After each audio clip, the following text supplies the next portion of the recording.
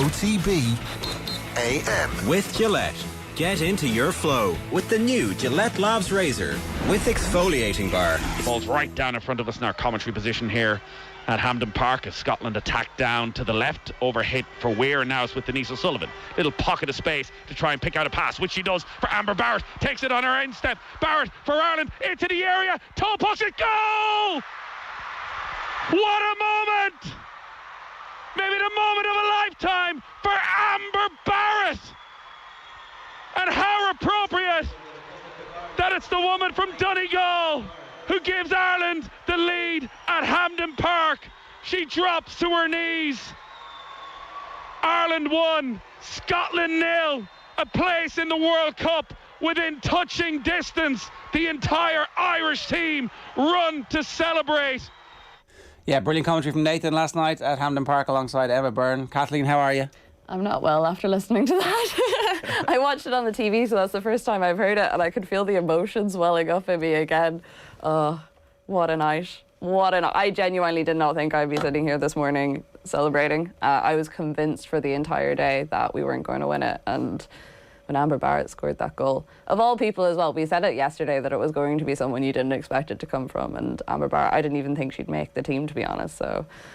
We also talked about how Ireland had managed to stop largely beating themselves, which was something that Vera Pauw spoke about in the aftermath of the game. But then 15 minutes, 13 minutes in, you're like, oh, Jesus. Here we go again. Yeah. And then also, even after the penalty save, the referee was like giving Katie McCabe a long talking to and telling people don't touch people in the penalty area. It wasn't like, I'm going to give this penalty again because you missed it. I was like... The ref didn't have the best night in the world, I have to say. And like, even I'm not even saying that just from an Irish point of view. I feel like the Scottish will be quite unhappy with a few decisions that were given. It seemed like anything that was quite blatant she didn't give, and then there'd actually be a really decent tackle and someone would get the ball and she'd be like, oh, foul, and I was like, what are you doing? Yeah, definitely. I mean, if anyway, so we managed that managed not to happen. Courtney Brosnan I thought was definitely player of the game, but then you're like, actually there's probably 3 or 4 others who could equally have got it. Yeah, I would have given it to Courtney at the end of the game. I think especially, I know we keep saying it, but just where she's come from, and last night she was so commanding. There was no point where I was actually worried, and it probably says as much about like the shots on goal that Scotland actually had, but she was just very calm, she was very in control. The penalty save, it wasn't the best penalty I've seen in the world, but she read it completely right. And gets it far enough away so that it's not an easy tap in for somebody. You know, so frequently those penalties get saved and pushed straight into the oncoming traffic, and then it's like, oh, nearly a save. I loved how Vera Pauw said afterwards as well, it was completely within the plan, like that they had analysed the penalties. Courtney Brosnan said herself, like, we knew she was going to go that way. You could see her moving that way before the ball was even hit. Yeah. Everything about last night's performance was meticulously calculated. Well, certainly post-match you're like, so we can talk about Amber Barrett and like just how amazing a representative of Ireland and of her people and of her parents from Creasla and from Donegal generally. Like, it was sensational. Somebody was like, oh, best interview post-match ever, and I'm like, yeah, it probably is. It probably is. But in the middle of it, she also goes like, here's exactly what's gone through my head as I'm bearing down and goal with the weight of history behind me. I'm like, I'm going to take the ball away from the defender. I can't chip it because she doesn't come off the line. So I've done my research. I've got coaching in my head, and then I still have the presence of mind to just toe poke it past the keeper, and then I'm kind of self-deprecating because I've just made history and I can do that now.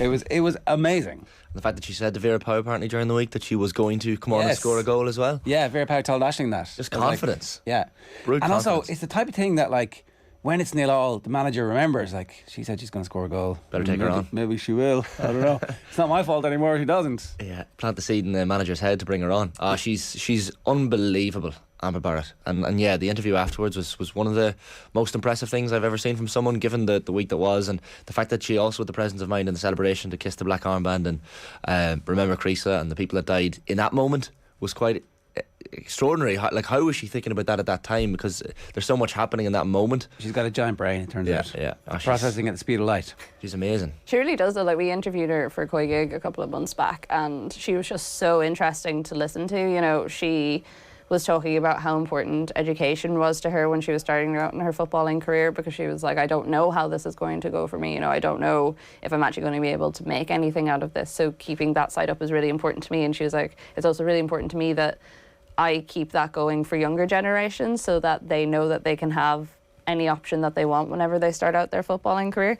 And she's so intelligent whenever, I know you're saying about last night in the post-match interview and how good it was, but I wasn't surprised in the slightest, because she's so passionate and intelligent whenever you're talking to her, and it was exactly what I expected of her in that moment. And just I know you said, like, how did she even think about kissing the armband in the moment, but I imagine that must have been weighing on her so heavily, and on the team, and like with the minute silence beforehand, and the fact that she was able to do that for herself and her family, it's just, it made the moment even better than it could have been. That 100%, because there's a lot of pressure when you're through one-on-one. Like, you know, we had missed a couple of very, very, very good chances in the first half.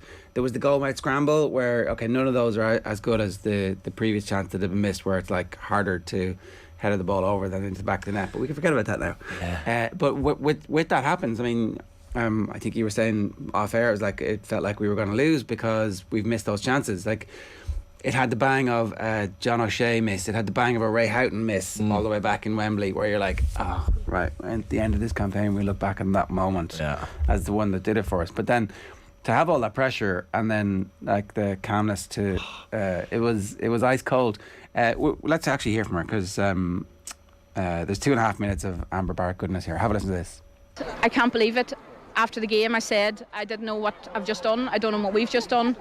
But, you know, you look at little moments, and Courtney saving the first half, and those are just the moments that came for us. So, yes, of course, I scored the goal, but Courtney should be standing beside me, because she's equally won us that game.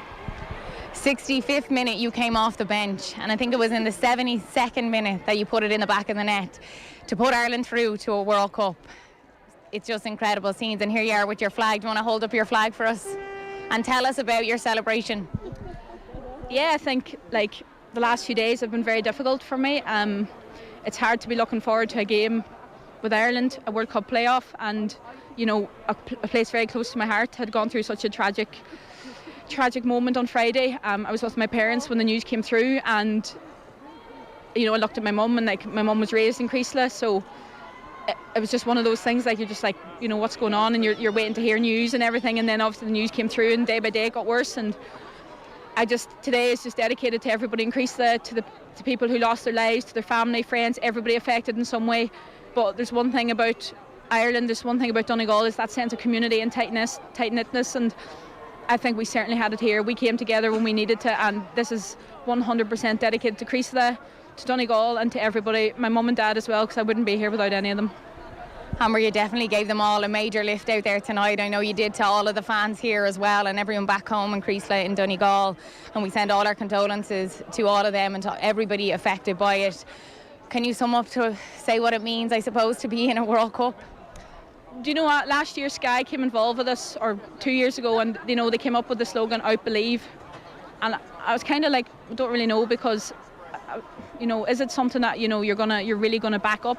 But every game you just get that something, you just out-believe. It's just like, just really think that you're going to do something that you don't believe you're going to do, and then go and do it. And that's the only way I can sum it up. We've literally out-believed every single person. We've out-believed whoever set us up in that group. I'd say nobody would have given us a chance of getting to this stage. I think when, you know, Scotland won on Thursday night, coming to Hampden Park, nobody, like, you know, we were underdogs coming into today, and we accepted that. But at the end of the day, we know what we're capable of. We've done it. We're going to Australia, and I have two friends. Actually, I have more than two, but I have two friends who've just recently gone out, and Rachel and Becky, we'll see you there next year. 72, massive outsiders. Like, you know, it's 50-50 game, but it wasn't really. Like, that's not what we were shorn of. A lot of our best players, a lot of our bench strength, and, you know, maybe it was written in the stars. We were kind of talking yesterday about who was going to have the Alan McLaughlin moment. It's going to be known as the Amber Barrett moment from now on, I think. Like, it was just Those last, like, that was what, the 72nd minute when she scored? Like, the last 25 minutes, including injury time, were just Painful. Torturous. Painful.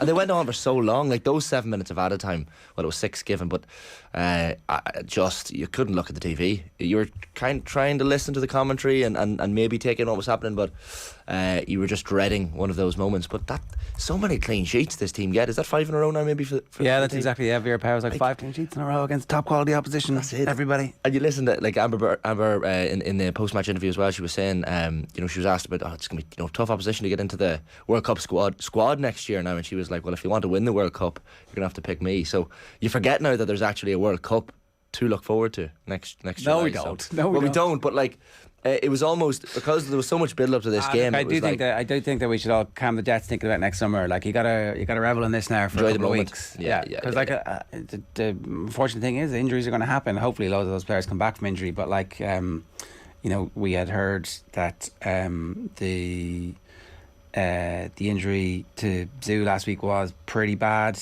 It's an ACL officially, yeah. Yeah, and that there's complications around that. Like, well, she might not be back for the World Cup, that's the thing. And for a player like her, I can't imagine what last night felt like, in that I'm sure she was delighted, but also the general stress and the pressure of trying to get back for a World Cup next year is like, it's a lot, especially for a young player, and a young player who was looking like she was going to have a breakout season in WSL. But look, hopefully, you never know with these things. It seems unlikely that she might be back for next year, but it could also change. So we can only wish that she is, because, I mean, to go to a World Cup with a squad of like young Irish talent as well, because I know how much it'll mean to the likes of Denise and Katie, but also we want to build on this. We want to be looking ahead to the Euros. We need some young centre backs. What is it, 101? Is there the age between the three of them? Which Nathan pointed out to Louise Quinn very rudely last night. She's the youngest of the three of them, in fact. Which she also pointed out. Yeah. Tell us what you think this morning. 087 180 180 is the WhatsApp number. If you want to get in touch, you can leave a comment on the YouTube stream, or you can get us at Off the Ball AM. A reminder, OTB AM is brought to you live each morning by Gillette Labs for an effortless finish to your day. We're going to speak with Sue Ronan at 10 to 8. Mark Wilson's going to join us. We'll talk a bit about Celtic, but we might also talk a little bit about how his girls took one hell of a beating last night. Sports pages and news at 8:35. Keith Wood is going to give us the best 15 he played against at 8:50, and we'll play out with Alex Dunn tonight. Ruth Fahey is the next one that we're going to drop in on here. I think she's talking to Nathan. It might be Aisling. I'm not sure. Have a look. I hope someone's got the champagne on. I'd imagine there's plenty with the champagne on. You're looking around there, all the family here? All the family there from Galway, so they've come over to support me, so it's great night. This most definitely puts you top of the family roll of honour now. It's above any All-Ireland, isn't it? This is international. I hope so. My brother Gary was saying before the tournament that we were going to Australia, and he was driving everyone in the house mad, going on about I'm booking the tickets, but he was right, so he must have known something we didn't. We're back to the days of credit union loans again for everybody for the longest trip. I think Upterard Credit Union might be closed at this stage, so maybe get down there early doors. We mentioned it a few times in commentary. You've been around a while. You've been around this group, and you've been through some tough days on the pitch. You've known how tough it's been at times off the pitch. Possible to express just what these last few minutes have meant to you? I can't put it into words, honestly. I still am in a bit of disbelief that we're actually going. It hasn't sunk in, but just relief, I think, we've been trying for so long, and now to, as well, the other results went our way and we're actually going. Now that's it, no tournament in January. Going to the World Cup, amazing. You can't say it enough, can you? Can't say it enough, we're going to the World Cup. Yeah, it's sensational. Talk to us a bit about her and her incredible Ireland career, Kathleen. Yeah, I think that's what stuck out to me so much last night. I know we're joking about the backs and the fact that everyone, has been there for so long, but players like Fahey, they have literally been there with the squad since the very start. They have built this team. They've slugged it out for years and years. They've been there for all the disappointments. It was so great that she got back after having that injury, because I know for her, this means, you saw it in the video, this means absolutely everything. And even what she's done, over in Liverpool over the last couple of seasons, she's up there, and she's led, especially that team. Liverpool went down for so long. They were, for a lot of people, thought that the years of them being a powerhouse was over, and she has been at the forefront of making sure that's not the case, getting them back up to the WSL this year, leading them. Anytime you see any promotion, it's her standing beside Jordan Henderson. She she is a massive name over there, and she has been a massive proponent of the success that Ireland has had, and just one of those really reliable, dependable players that when you see she's there, you're like, okay. And she was that last night as well. She, apart from a few incidences which we won't mention, she was very, very good. It's like the redemption thing. Like she gives away the penalty, but then she wins the header that leads to the goal. Like Denise O'Sullivan doesn't play that well, but then she has the pass that leads to the goal. Even Courtney Brosnan, I know that, not too long ago we were talking about is she the number one choice? Should she be picked? And then she has a campaign like she's just had. So there's stories of redemption all across this team. And Niamh Fahey is just one of them. Yeah, her brother Gary obviously captained Galway to win All Ireland. That was what Nathan was talking about at the start of that. So yeah, I mean they can have that friendly conversation over Christmas, which is Christmas dinner. I think she played in an All Ireland as well herself back in the day. Not a bad career. Pretty talented family. Yeah. Fair play. Yeah, and the fact that as you say, Kathleen, she's such a big name over there. We forget that about some of these players as well. That we get caught up in the international scene as well. But even at club level, they're huge names, you know. Oh, completely. Like when the Queen died, Liverpool sent 2 representatives. It was Jordan Henderson and Niamh Fahey, you know. It's strange to think about for us because I suppose we do see these players on such a localised level, and maybe besides the likes of Katie, we don't really appreciate Denise O'Sullivan is a legend over in America for what she has done for North Carolina Courage. She is, players like Davina, some of the best Brazilians, some of the best American players in the world, all look at her and go, she is the best player we've ever played with. And I don't know, sometimes do we appreciate them as much at a club level and what they've achieved? I think maybe because Liverpool have only come up this season as well, that might be part of it. Like they were slightly unheralded last season. Yeah, well, last season, not so much, I would say, because of the run that they did go in the championship. They were so dominant and they were in incredible form. I think before that, the last few seasons, definitely not so much. And it's funny as well because Liverpool were one of the top teams in the country for so long, and then I don't know, the owners just decided not to put the funding into them, and the minute they did, they achieved amazing things. Yeah, okay, so that is the crack with Niamh Fahey, and obviously we hope that they all make it safe and sound to the World Cup next summer. Right, let's go to the airport. Aisling O'Reilly is there. Aisling, what kind of scenes have you been witnessing since full time last night?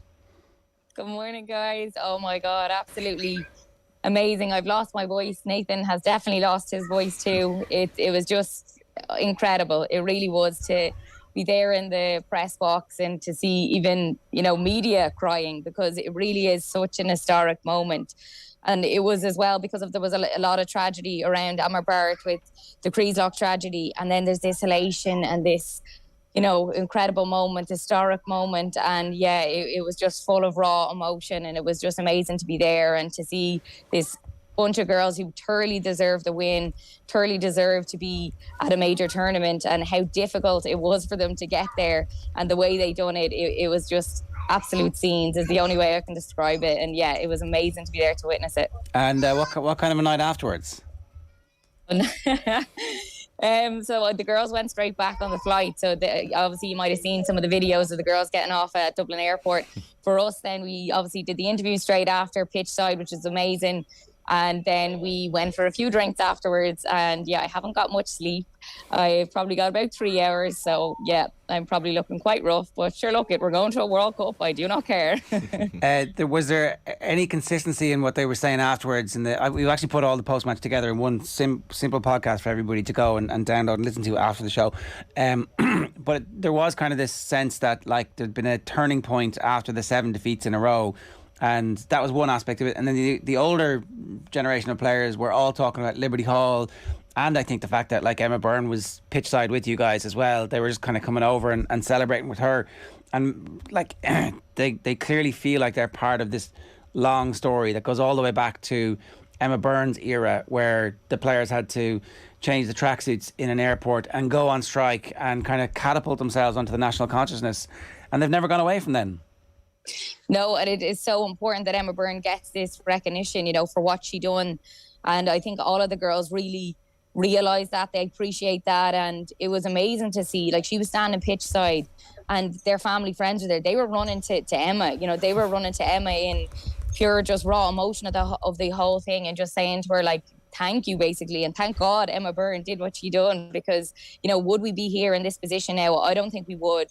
And it is just amazing to see where they've came from 2017 to now. And a lot of the players just spoke about, you know, having those 7 defeats in a row and then just believing, and obviously the strength and depth in the squad and the impact that Vera has made as well, you know, within the squad. It's you know, clear to see.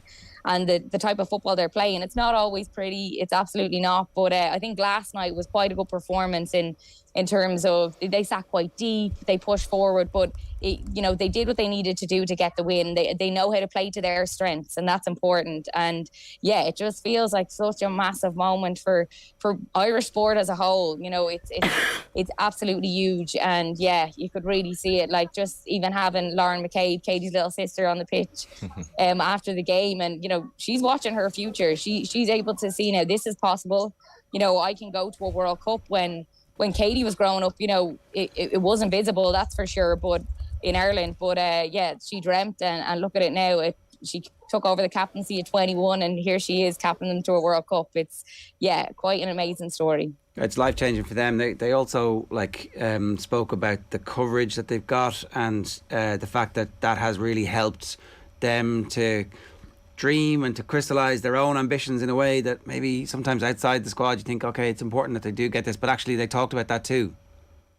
Oh yeah, because I suppose if you're not achieving these things or you're not getting to major tournaments, there's doubts there, and it's also the knock-on effect of having those experiences and making it to these major tournaments. And you know, I spoke to Chloe Mustaki after the game also, and she just spoke about the journey that she's been on personally, and how as a group, you know, that they knew that they could do this. It was just a matter of, you know, clicking, getting the results, and obviously there had to be the other games, the other playoff games going their way as well. So it really wasn't easy. They needed the rub of the green, and finally last night they got it. You know, up until now it hasn't been the case, and even that penalty in the first half, you know, Courtney, what an amazing save. And yeah, things just went their way, and yeah, about time, because we needed a bit of luck.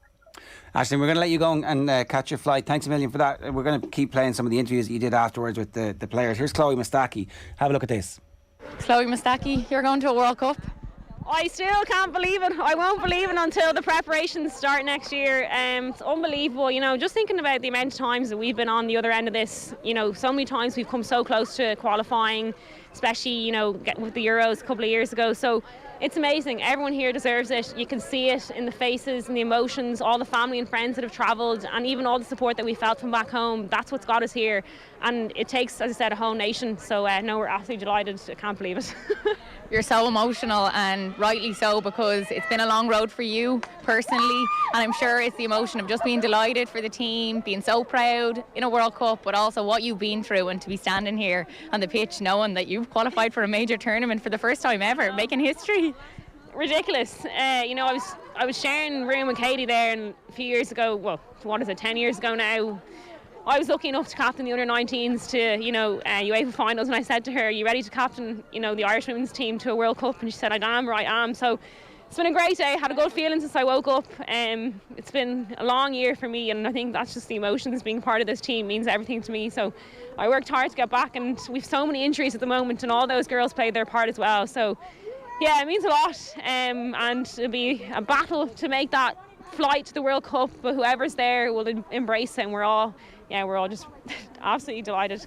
Yeah, Chloe Mustaki in the aftermath there, speaking with Aisling at pitchside. Let's go to Sue Ronan, whose fingerprints in women's Irish football are all over the quality of the performance and some of the young kids coming through. So we're all delighted. I can only imagine just how ecstatic you were last night. Oh my God, you know what, I got about 2 hours sleep last night, and it wasn't from celebrating or having a few drinks or anything like that. It was just the whole emotion of it, and the adrenaline was flying and the thoughts were flying. It was really an emotional night. I actually burst into tears at the end and the final whistle. Unfortunately, I wasn't able to get to Scotland. I was away with work and I was watching on my phone. But, you know, what a night, what an historic occasion. And it's really hard to put into words what this achievement means. You know, it's something that everyone involved in women's football in Ireland for the last 50 years, from players to coaches to administrators to volunteers, have worked towards this moment, and for this group of players to finally get over the line, I can just say a huge congratulations to all involved, to the players, to the coaching staff. I mean, we just have super talent in that squad at the moment. And, all the players bought into what Vera and her team wanted from the very beginning.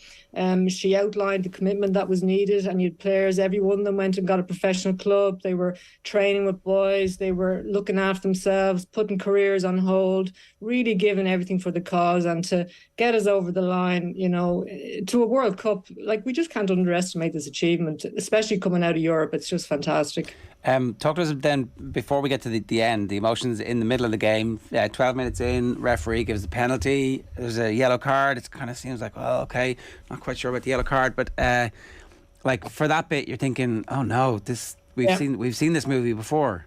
Yeah, absolutely. And as I said, I was watching it on the phone, and the RC player kept stopping and blocking. But anyway, eventually I saw most of it, but I wasn't getting all the replays or hearing all the commentary. But yeah, I thought we started really well. We came out of the traps, we went after Scotland. We were pressing them really high. We were aggressive. We were really meant business. And I thought to myself, this is great. This is exactly what we want. We're well able to take this team, and especially them maybe being a little bit fatigued from last week. I just thought we were setting the tone early on. And then it just turned, as you said, penalty given out of nothing. I didn't see a replay or didn't hear what was said. It seemed to be ball to hand. Was it the ball flew up off Eve's hand? Yeah, and I mean, she seemed distraught about it. But what a save by Courtney. And I have to say, for me, Courtney was man of the match. And I know it was given to Amber, and she changed the game and the course of history, of course. But I just thought Courtney was magnificent on the night. She was assured in everything she did. But yeah, when that penalty was given, you thought to yourself, oh my gosh, we've been here before. But thankfully, Courtney saved it, and we were able to regroup and rally. Yeah, and then an all-time great Gomez scramble that we're again on the wrong side of, like 3 off the line in the space of 4 seconds. You're like, oh Jesus, this isn't going to go for us. Is it ever going to go for us? Exactly. And yeah, I don't know how, like, we didn't put it in, didn't score from that. And Megan Campbell's throw-ins, what a weapon that was. You'd be playing for throw-ins if you were in that team. You really would. And if you're defending against it, you'd be trying to avoid at all costs. You'd sooner give a corner away, I think, than a throw-in, because what a weapon it is to have. And every time she put that ball in the box, it caused havoc. You could see the fear on the Scots' face. But yeah, the second half then, I suppose, a little bit disappointed. We seemed to sit in deeper and invite the Scots on, and they got the upper hand, and we were looking for the counter-attack and getting Payne and McCabe on the ball. And then Heather went off again. I don't know whether that was an injury or whatever, but when Amber came on, I thought to myself, great, we've more pace up front now. The Scots mightn't have known a lot about Amber because she probably didn't play a lot of minutes during the campaign, but yeah, what a goal, what a finish, and what a story really for someone from Donegal. The week that's been in it to score, it was just such a poignant moment. When that pass comes through, Sue, from Denise O'Sullivan, and she takes that first touch, Amber Barrett, straight away, are you thinking this is in the back of the head, or what was going through your head in that few seconds? I've seen Amber in that position so many times for the underage squad and for the senior squad, and she's scored many times, and she's also missed, and she'd say that herself. But I think I heard her interview afterwards. She said she didn't do what she's been taught to do, just take the ball across the defender, but she didn't need to because she was so fast to get away from the defender. I mean, the vision by Denise straight away to put her through was excellent, and in fairness, Amber had picked up a nice position just away from the centre half. But yeah, her pace took her away, and as she said, she went back to the old reliable of the toe poke. But I mean, that's not an easy skill either. She had to place that well, and she really put it, and it was well inside the far post as well. It didn't just creep in. It was about a yard inside the far post. She just got her angles perfectly right, and it was a fantastic moment. And I just knew, knowing the team we have, knowing the passion that's in that team, knowing how they love to defend. And you look at Niamh Fahey, Louise Quinn, Diane Caldwell, they've been around forever, never mind the rest of the team, Anya O'Gorman as well, Megan Campbell, they just love defending, and bodies and everything were on the line, and I just knew the Scots were going to find it so hard to come back. think there was one stage where like the ball was coming into the box and Louise Quinn must have headed it out about 3 times in the space of 30 seconds, and I was like, she must be dizzy after that, because I know. I'd say there's some headaches there this morning, but look, I mean, that's Louise's strength. It's a huge strength. You know, it's one of her strengths. She's got many others, but one of her huge strengths is her heading ability, whether it's in the defensive half of the pitch or indeed in the attacking end of the pitch. She's such a weapon, as we know as well, from set play going forward for, you know, at corners or Megan's throw-ins. But yeah, it was bodies on the line. And like, again, we talked about Niamh Fahey coming back into that team. And I know we were missing some really big players who have done so well during the campaign. Megan Connolly, Rusha, Jessu. And it was good to see a couple of them there being able to cheer on the team. But I think for me, having Niamh Fahey back in that team was a huge plus. You know, it really was. She just brings so much. She does so much work that people probably don't see. But she's so reliable. She puts her body on the line. And you know, when she got so anxious and so angry late on when a bit of a tackle went in, again, I didn't see it properly or a replay on it. You knew there was something after happening because, you know, she's so calm on the pitch. She doesn't get involved in anything. She just does her job and she puts her body on the line no more than the other girls do. And it was just well deserved. And when you think of the campaign they've come through, to qualify, like we all felt all the ducks were aligning for this to happen, you know, with all the resources that have gone into the team over the last 5-6 years and with the quality of players we have now and where they're playing, we felt it was only a matter of time. But I think others will probably agree. We probably thought the Euros would have been the breakthrough for us, because to qualify out of Europe for a World Cup, you can't underestimate how hard it is. This time, 11 teams actually qualified for the 2023 World Cup, but that's the first time ever. It's usually only 7 or 8, but even 11, it's 11 out of 54. And some of the top teams, most of the top 20 in the world are actually from Europe. So when you think about it that way, it's just some achievement. It really is for little old Ireland to qualify. It's great. I know it's not sexy to be talking about world rankings and all that kind of stuff, but actually this is massively important just in terms of our draw in groups in the future and how it might be easier for us in the future. And that in turn, it just means that the strength and depth gets better. Like, this is kind of one of those rolling balls of momentum now.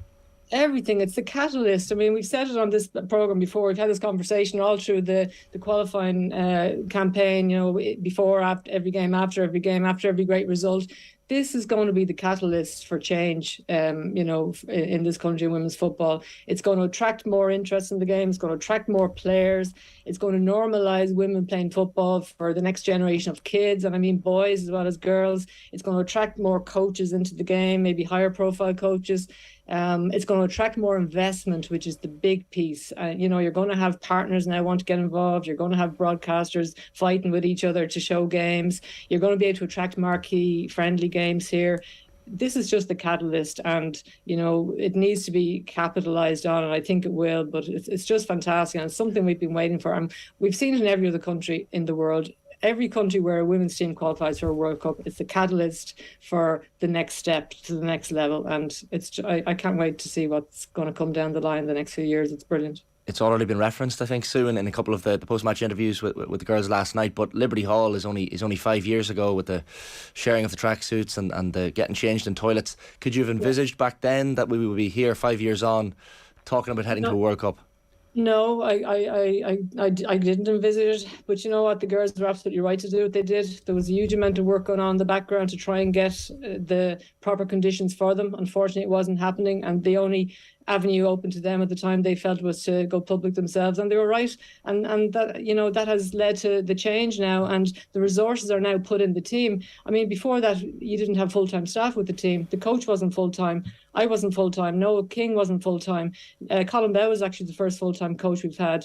The backroom staff weren't full-time. You didn't have performance analysis. You didn't have full-time video analyst. You didn't have strength and conditioning coach. You didn't have all the GPS, nutrition expertise. None of that.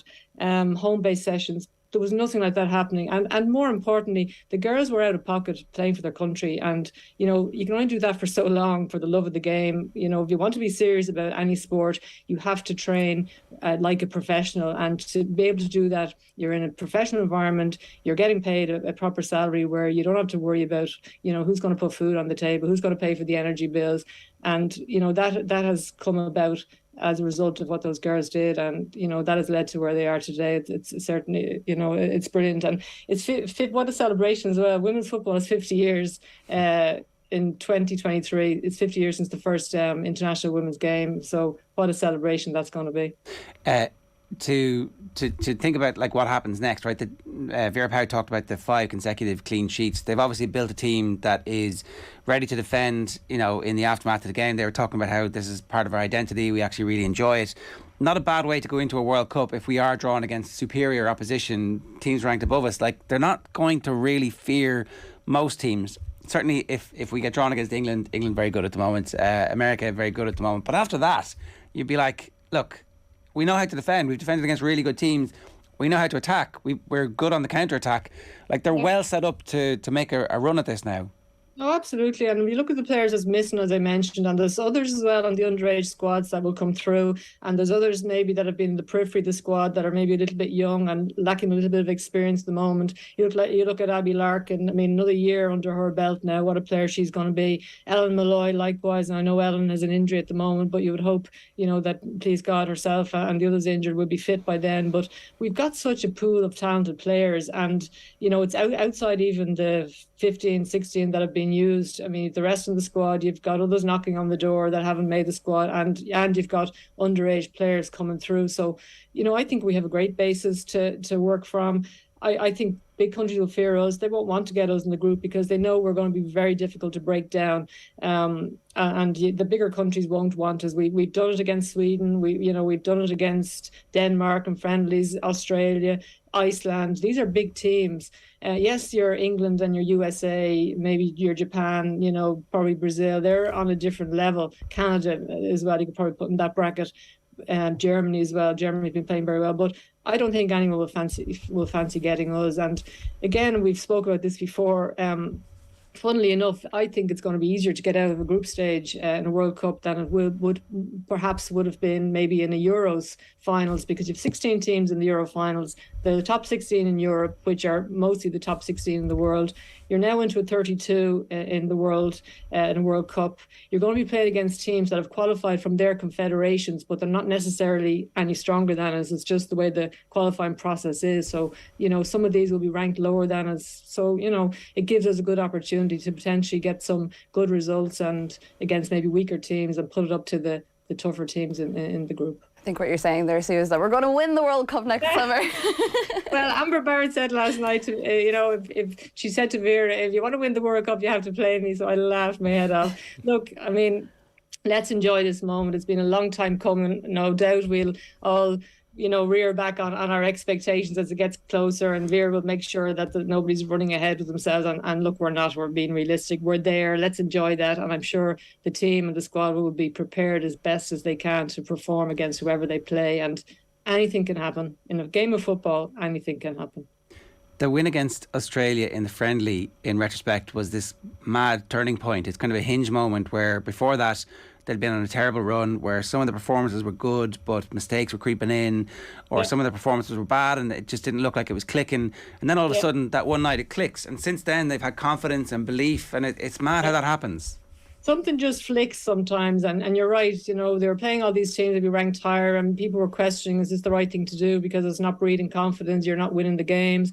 But Vera stuck to, you know, what she wanted to do, which was expose the girls to a higher level of opposition, which is exactly what you need to do. There's no point playing teams weaker than you and hammering them in friendlies, and, you know, you're starting to think, oh God, we're great now, and then you go up against a top team and you're not able to live with them. So yeah, there was doubts there for a while, but then against Australia, that win and that just like flipped a switch. Whether it led, I'm sure it did lead to belief in the players, but I also think it's been a series of building blocks that was the plan, and it was all leading to this moment of, you know, moment we waited for years, this qualification. And it's amazing how it happens. I'm actually in Switzerland at the moment at work, so I went to the Switzerland-Wales game last night, and Wales were the dominant team in the first half, and I'm looking at it, and Switzerland are ranked ahead of them, and I'm thinking Wales have no problem with this game here. 1-0 up, well in control, Switzerland offering nothing. Switzerland scored just before half-time, and that just flicked the whole game. Second half, they completely dominated, and Wales went in the other direction.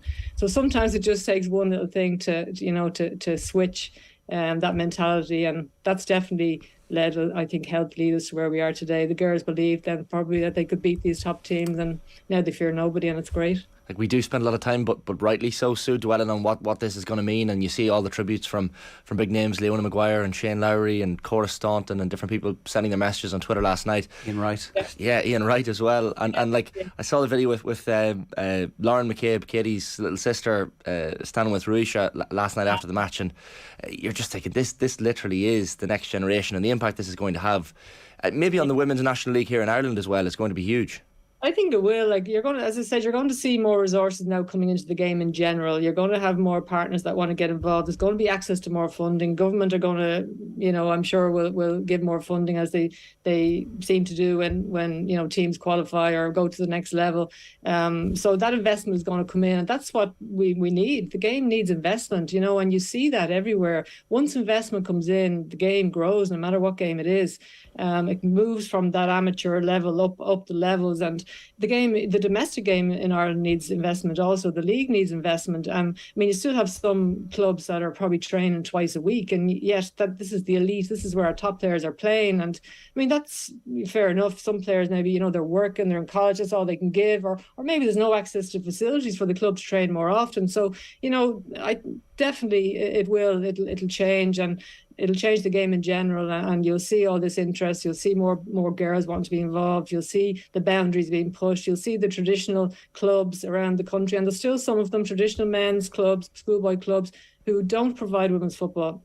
You'll see all that changing now, I think, because things are changing. There's now success, and to see Katie McCabe's sister last night, oh my gosh, she's a spit of her for a start, but it was just so lovely. Looking up with Google-eyed at Ruisha and her sister was fantastic. It's sensational. It really is sensational. And Sue, you had a central role in keeping it going when it was neither profitable nor rewarding to do so. You stuck with it, and you genuinely had a massive role in bringing some of these players through in the past, and setting standards and setting a tone and making sure that it never went away. So I can see why there's a natural outpouring of emotion and joy. And thanks very much, and congratulations.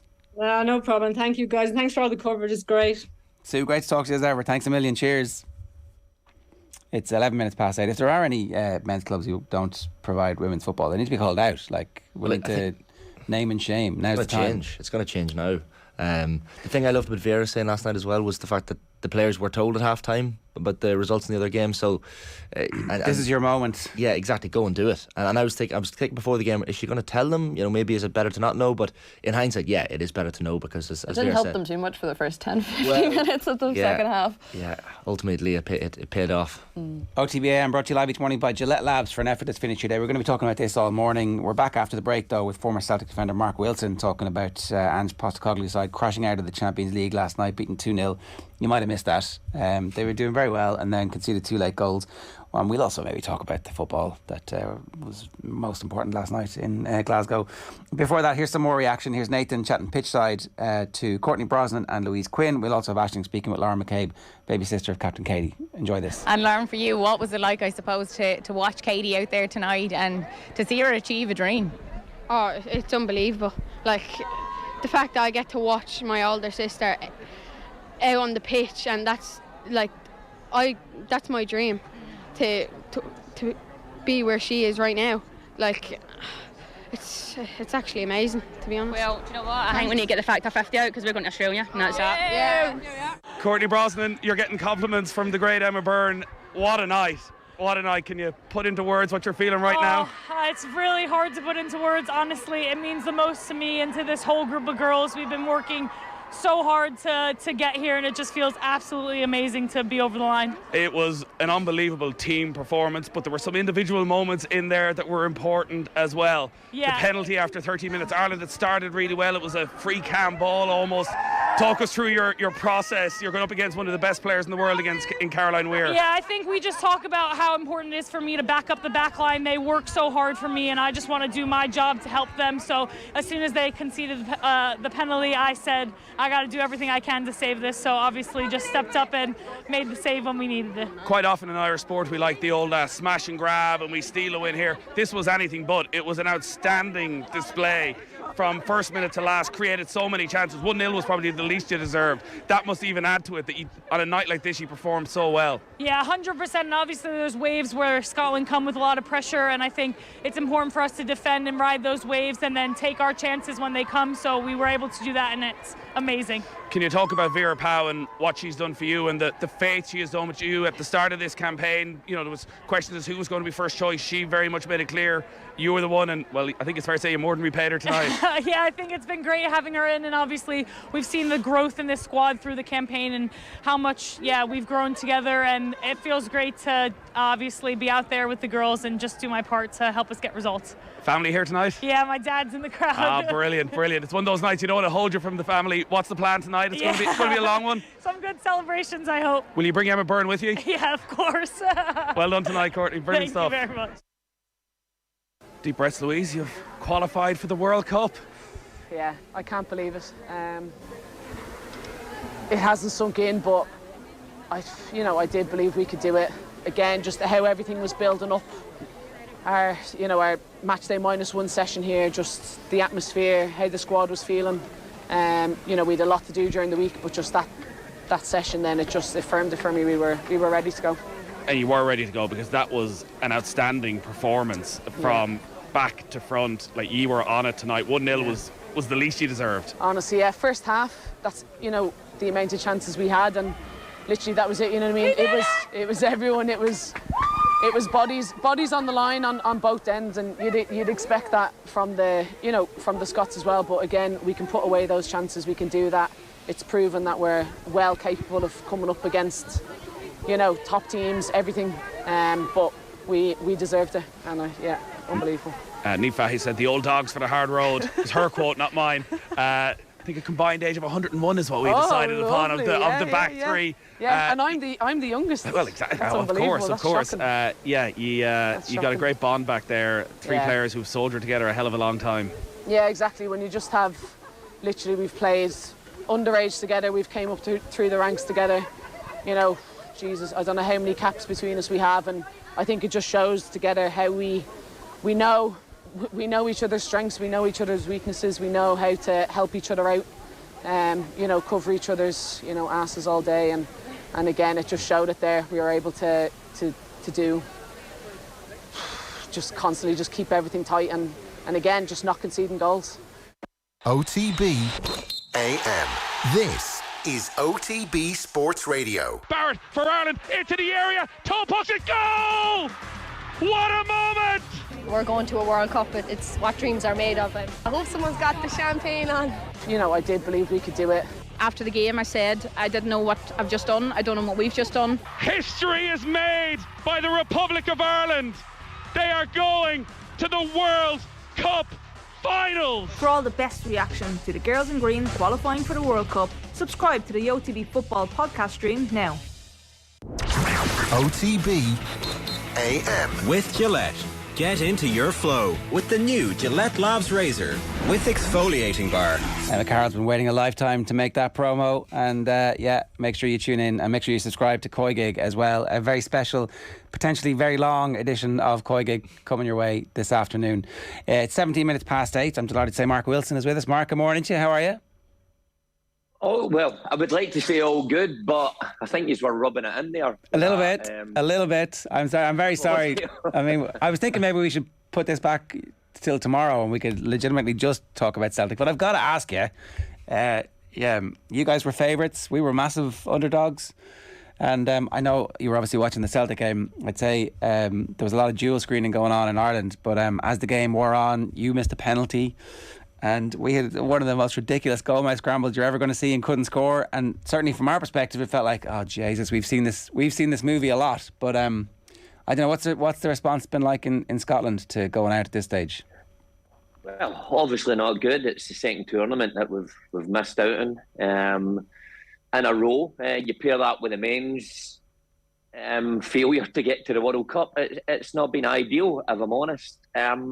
Look, I must congratulate you on how you've approached the game and how they set the team out, and the winning goal was terrific from Amber Barrett. First touch was brilliant, finish was great, and when you concede a goal like that late on in the game at home, you're always going to find it difficult to get yourself back into it. But like, the big moment was Caroline Weir missing the penalty. Of course, it was Courtney Brosnan that saved it, so let's give her all the credit because she did her homework. And it's a sore one for Scotland women's game, but well done to you, and I guess we'll be supporting you guys now in Australia next year. You were really close to 2 tournaments in a row now, but obviously the team is knocking on the door, so there's obviously a lot of good being done in women's football at the moment in Scotland. There is. I think Pedro Martinez-Lopez has come in and, he's sort of transformed the way that the Scotland women's team play. I think you can see that with the tendencies at the game, if I'm honest. I mean, Hampden Park last night had 11,000 there. I know we had a bit more for that for a friendly against Jamaica, but it's still a record for a competitive game. I think that tells its own story. If you start to get their tendencies up, then the public like what they're seeing. Look, missing 2 big tournaments is not ideal, especially having tasted it a couple of years ago. But there's plenty of players to work with there. And of course, the players will be disappointed this morning when they wake up because, that'll linger with them all through to after next summer's tournament. But going the right way, they're playing some attractive football. It's just the cutting edge that they're missing, creating chances. Look, we can put this to the Celtic game as well last night. All the possession in the world against teams who make it hard for you, but if you don't create chances and don't take chances, you'll end up where Scotland is, and that's sitting at home next year when Ireland will be in Australia and New Zealand. An excellent segue there, Mark. I appreciate that. Quality radio broadcasting from you. Come here. What happened, Celtic? Because as I said, I was definitely watching the Ireland game with full attention. So it was 0-0 for ages. And I thought, okay, Celtic are obviously in this. But what was the ebb and flow of the game? You said they were missing chances or not taking chances. Well, actually, you didn't need to watch the game because it was pretty much a copy of what you've seen before in the Champions League. Celtic start well. They create a chance in the opening minutes. Tough one for Maeda, I suppose, but they still don't take it. Allow Leipzig to come into the game. Very good side. And for 20-odd minutes, Leipzig were on top. And then Celtic got a real grip of the game and put Leipzig under pressure. But they missed big chances at big moments again. I suppose the pick of that, Kyogo had a gilt-edged opportunity in that first half where it was putting a plate for him and didn't take it. So they go in 0-0 again, and the crowd are grumbling a wee bit at that because they understand what's cost them in the past in this Champions League group stage. And Leipzig came out the second half a different team. They popped the ball about, they dragged Celtic about the pitch, and I just felt at the time that Leipzig score, when Werner scores, you could have seen the goal coming. And in fact, I was on radio last night. We're live in the studio, and the host Gordon Duncan asked me, "Can you see a goal coming for Leipzig a minute before the score?" And I don't take any joy in taking credit for that, but I did say you can see a goal coming, and sure enough, 60 seconds later, it's in the back of the net. So disappointing, knocked the stuffing out of Celtic, but again they had chances to score after that to make it 1-1, and they didn't take them. So another hugely frustrating night for Ange Postecoglou's side. Said that his team aren't far away from being a right good team at this level, but at this level it's in both boxes that make you a good team, and Celtic are struggling in both boxes. One, to keep it out the net, but certainly in the other box putting it away. I suppose the disappointing thing, Mark, as well is that you see Celtic Park ordinarily as a fortress, but I think that's the 7th home defeat in the Champions League for them, and now it's the Europa League that they'll have to focus on if they can get that spot. We've talked about Ange Ball and whether they need to change style in Europe, and we spoke about it after the game last week. Does the conversation need to move on from here, or is it a case of, okay, we'll give them this year in the Champions League, and maybe next year if they get to the group stages they can build on something? Look, I'm a big believer at this stage that you need to find a balance in terms of what Ange Postecoglou is doing attack-wise. Not many can criticise. It's the players on the night that don't take the chances. So I don't think you can point that at the manager. But at this level of competition, there's got to be a balance in how you defend as well. And leaving a back four and a goalkeeper really to defend against the world's best players is only going to end in one way. So I feel there has to be some sort of tweak. Now, I'm not saying a drastic change in tactics, and I know that a lot of the Celtic fans are totally against that because they love what they're watching. But you can't love getting walloped every week in the Champions League. You know, it's not a good record to have. You just mentioned that they are Celtic. Is it 7 on the bounce at home? They've lost in the Champions League. I played at a time that we played against the big guns in the Champions League, and we matched them. We beat them.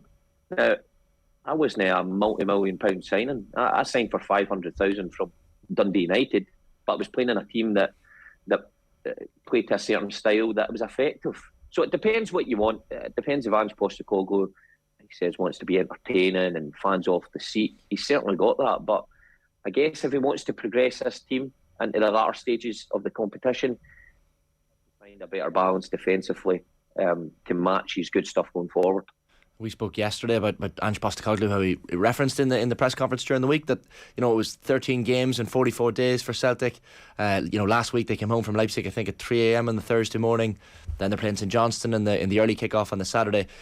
And look, he wasn't using it as an excuse necessarily, but it is an issue because in the second half, maybe the Celtic players looked a little bit tired, a little bit leggy. Is that something that's going to affect them going forward, do you think? Well, they've got a big squad. Domestically, they've got a bigger squad than anybody else in the country. So you'd like to think it wouldn't, but of course it takes its toll. I think just the style that the manager plays takes its toll on the players within the game anyway. I think you see that with guys like Kitati and O'Reilly and, you know, Maeda and Kyogo, guys who press constantly for about 60 minutes and then you can see them firing. Now, you add all those games up then in a row, you can see how fatigue would creep in. But look, he's got a huge squad to pick from. My complaint on Saturday, actually, in the game against St Johnstone was probably the understudies who are replacing those guys haven't quite taken up the mantle, haven't quite produced the same quality, and they need to step up because it is a long season. When you are a team like Celtic and a successful team and you get into the Champions League, well, you know what's coming. You know it's going to be a hectic start to the season until Christmas and the break comes, and then even after that, the games are going to come thick and fast as well. But look, Celtic are now out of the Champions League. They can only set their sights on Europa League. I'm sure Ange Postecoglou will want his squad to be strong enough after Christmas to compete in that competition if they get there. It's going to be difficult to get there from this position. It probably involves getting something significant from a game in Madrid against Real in the last round. Is that right? Yeah, well, they'd have to beat Shakhtar, obviously, first and foremost, and then hope that they can get something in Madrid and something goes their way elsewhere. Not an ideal situation because before the game, I think there was a level of optimism going on last night that you've seen enough of Leipzig last week to think that, you know, it's achievable to beat them at home and achievable to beat Shakhtar at home and then hope things go your way and it's second place.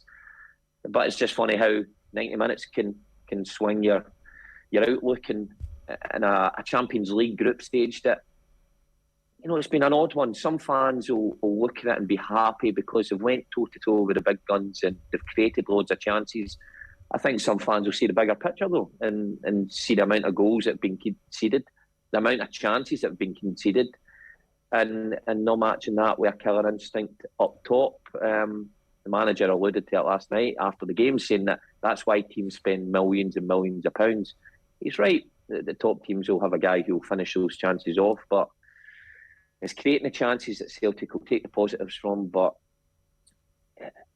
you know, just in this level of competition, you need to be more compact as a team to get anything. But look, Europa League is still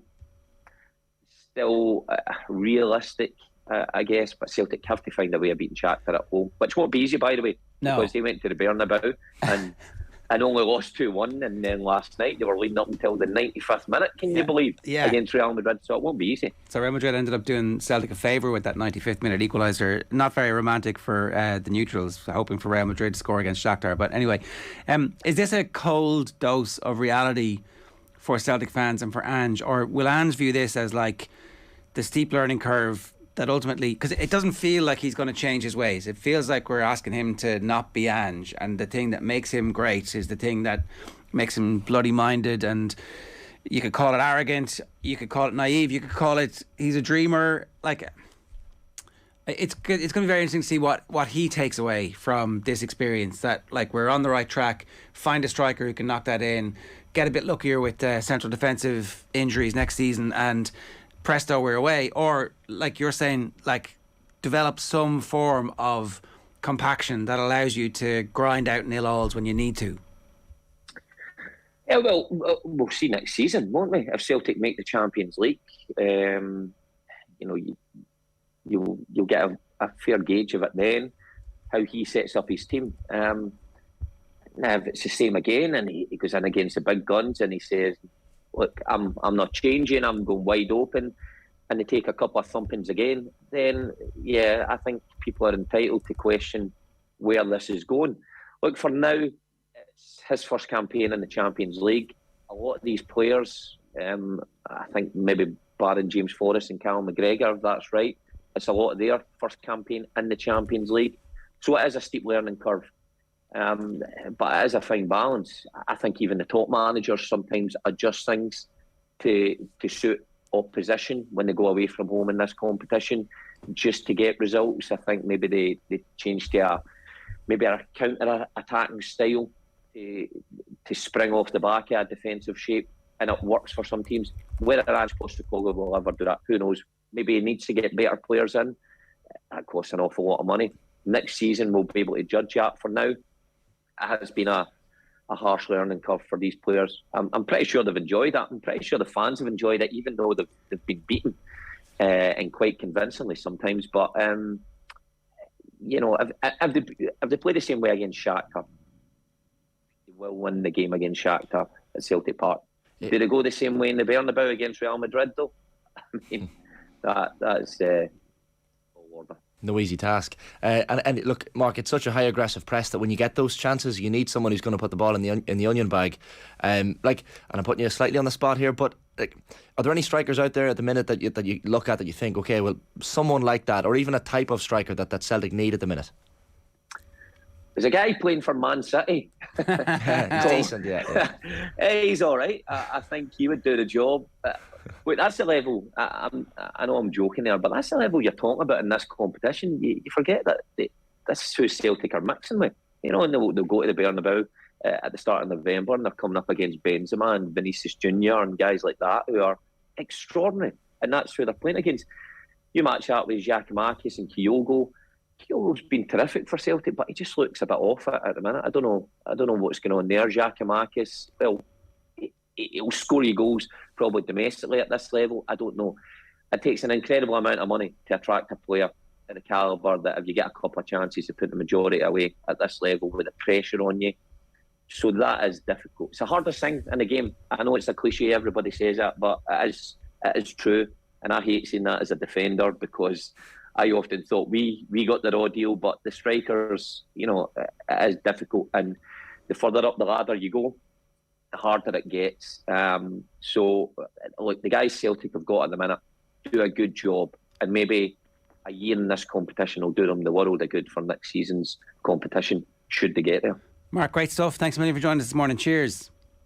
Cheers, Stephen. Thank you. That's Mark Wilson there. From Super Scoreboard on Radio Clyde, of course, former Celtic defender. It's 8:32 this morning. OTB AM is brought to you live each morning by Gillette Labs for an effortless finish today. Up next, we're going to run through the newspaper reaction to last night's historic World Cup qualification for the Republic of Ireland women's national team.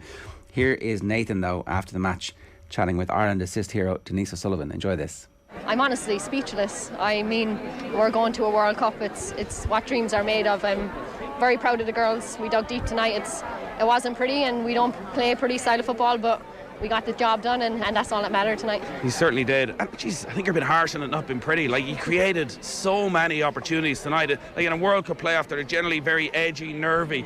You got out there and you expressed yourselves and really took the game to Scotland. Yeah, we did. We took it to them, and we pressed in the first half. I think when they got in the ball in the midfield, we just put pressure on them, and they went long every time, to be quite honest. So they didn't create much. I think we created the better opportunities, and we said before the game that if we win the ball, the counter is going to be on and the spaces are on, and that's where the goal came from, was Amber Barrett. She was wide open, to be fair, and I just played the ball through. So yeah, we caught him on the break there, but again, speechless. We're going to the World Cup. Can't believe it. You played a huge role in that goal as well. We said it in commentary. You could see the little pocket of space for once opening up for you, and the weight of the ball was perfect. And the first touch from Amber to bring her away. You were just waiting for that one moment where it actually have a bit of time in the middle of the pitch. I was, yeah. I didn't get much time before that, so I was waiting for that one moment, and Fahy was calm and composed, played the ball into me. I just turned, there was no one on me, and seeing that pass open, and look, that's my style of play, just playing balls through and playing them behind. And as I said, it was a nice ball into Amber, and she took it very well, and great finish from her. The ball went as slow into the net. I was just looking at it for about a minute, but great finish, yeah. There are so many idiots out there, so many spoofers. There's a lot of horse. I think he's a total spoofer. What do you mean a spoofer? He's just bullshit. No, Eamon, come on, don't be, no, I'm not having that, no. Right, the headlines this morning, the Examiner, Amber means go. Ireland going to the World Cup after a historic night in Glasgow. That's the post-goal celebration. This is the post-match celebration. We've done it. Ireland, ecstatic Ireland seal their World Cup spot on night of incredible drama. It's the Irish Daily Mail. Mark Gallagher's match report from Hampden. Bravehearts. Barrett dedicates win to Creaslow after her goal sends Ireland to World Cup. That's a great picture over there with the armband. Just kind of shoot everybody away to make sure that it gets done. But this is my favourite picture. Amber lights up World Cup, where there's just that, oh, it's going in, oh, it might be going in. Just the look on her face and the look on the keeper's face, because they both know what's about to happen. We're going to the World Cup, they're not. And Amber's like, yep. Just that, there's no speech at that moment. Time stood still in that photograph. Yeah, exactly. That is the, like, I remember writing a sixth year or third year English essay in my English teacher. What are you talking about? The train doesn't inch towards you. Oh, it happens in a split second. I'm telling you, her brain is working so fast. This is like slowly. But actually, in reality, the goal happens like that. But not in her head, because she's a genius. That's something she must have practiced so many times as well. Like, she knew where it was going. And that's actually the difference. That's earlier. There's like this is like little stop-go animation. The Herald and the Indo pick slightly different pictures to reward you for buying both papers. This is for Creaslow. This is for Donegal Ireland hero Barrett. Pauw hails her Tigers after making World Cup history in playoff. Now Amber means go is the back page headline. Barrett winner sends Irish girls to World Cup, and Donegal star pays tribute to victims of Creaslow disaster. That's the back page of the Mirror, and there's pictures in the changing room as well. And then Wales and Scotland's World Cup hopes ended.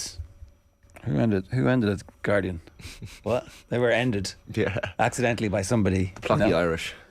So that is the Switzerland goal. Oh, thanks, lads. Yeah, cheers. Yeah, thanks, lads. We'll remember this. And the Telegraph, no mention.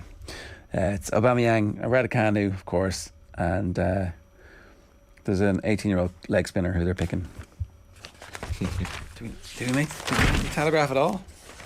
Probably the inside pages. No. Nothing? Sure.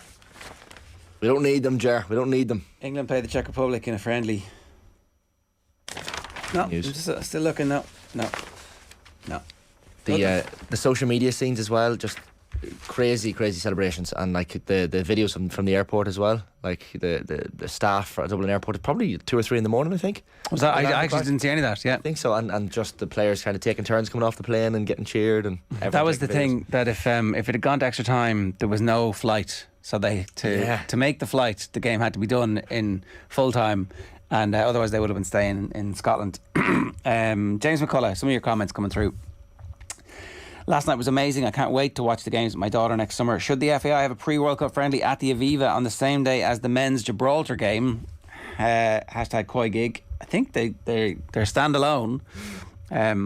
Like, we were all very strong that keep Tala as a fortress. Make sure everybody shows up who gets tickets. Right, that's the first thing there. And I can still see you doing that, but you could definitely have like a glamour friendly against the Yanks or whoever. Or England, Australia, or like any of the big teams. And I'm already looking at I think we don't have long to wait for the draw. I think it's in 10 days' time for the World Cup groups. Ireland in pot 3, and a lot of people saying on Twitter last night that probably the best case scenario was getting drawn with New Zealand and Denmark.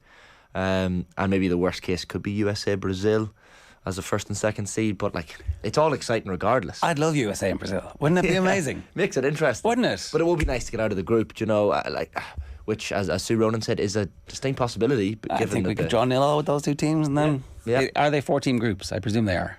Yeah, it's gone from 24 to 32 teams. Okay, so traditional. Yeah. Okay. The finish reminded me of Romario. Delighted for them, says Brian Fitzgerald. This will be massive for Irish football in general. Massive kudos to all that came before. #Koigig. Shifty lad. I wonder how many loans will be taken out of the credit union for housing upgrades next summer. What an amazing first touch with her left foot and 2 touches on her right for the goal. Jack 2022 says, what a night. Aaron Gilmartin says, amazing achievement. My 8-year-old daughter has been captivated by the team and loves to watch the women's team play. They've made history and will inspire a young nation. Top class goal. Pick that out, ye Scots, says Danny Mac1. Those enormous long throw-ins will be fun to watch on the big stage next summer, says Gary Jackson. We definitely just run in and touch it somehow. Just anything, hurl your arse at it if you have to. Yeah, any touch. Like the Shifty lads comment about the people taking out loans of credit union. Like the thing is, this isn't a soulless sports washing World Cup in Qatar. No, this is a World Cup in Australia and New Zealand, where there's Irish people over there anyway who'll be looking for an excuse. Never mind the droves of people that are going to fly over. Anybody who's on the fence about going to Australia next summer for the year out is like, mind made up. It'd be rude not to. Yeah. Class first touch by Barrett, serious pace and cool finish, iconic, says James F. It is instant classic, instantly iconic.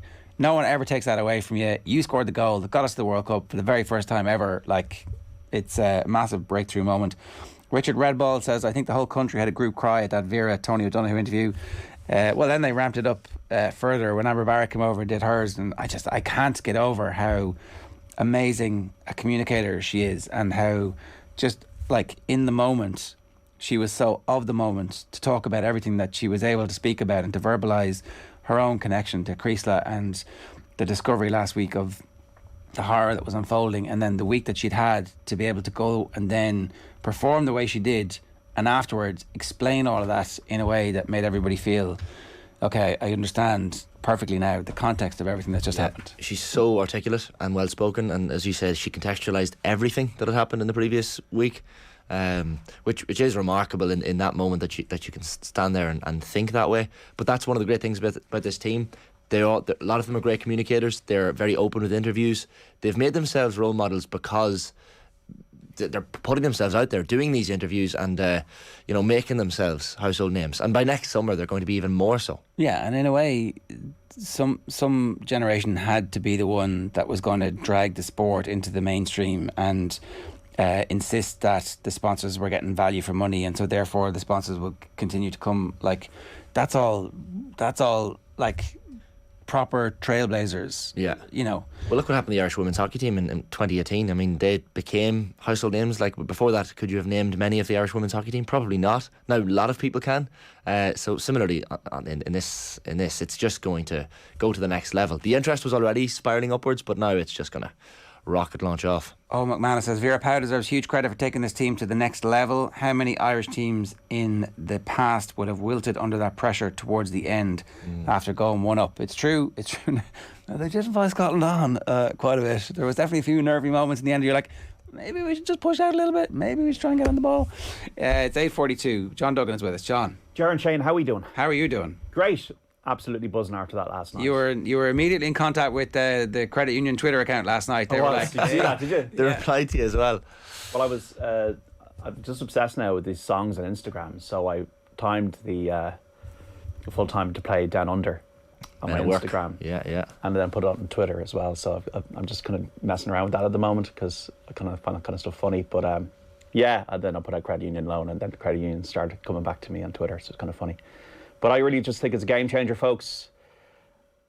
If these players are not on Billboard already, they will be. They are Billboard, in inverted commas. And I'm just thinking they're going to create great new memories for the young people of Ireland, boys and girls. And it's such a good place to have a World Cup. Yeah, I actually think that getting up early in the morning is a really good thing for young families, because it's going to be it's a bit like Christmas, Santa Claus. It'd be kind of, it's 4 o'clock, you're woken up in the morning, or 5 o'clock in the morning, like, come on, get up, we're going to watch the game.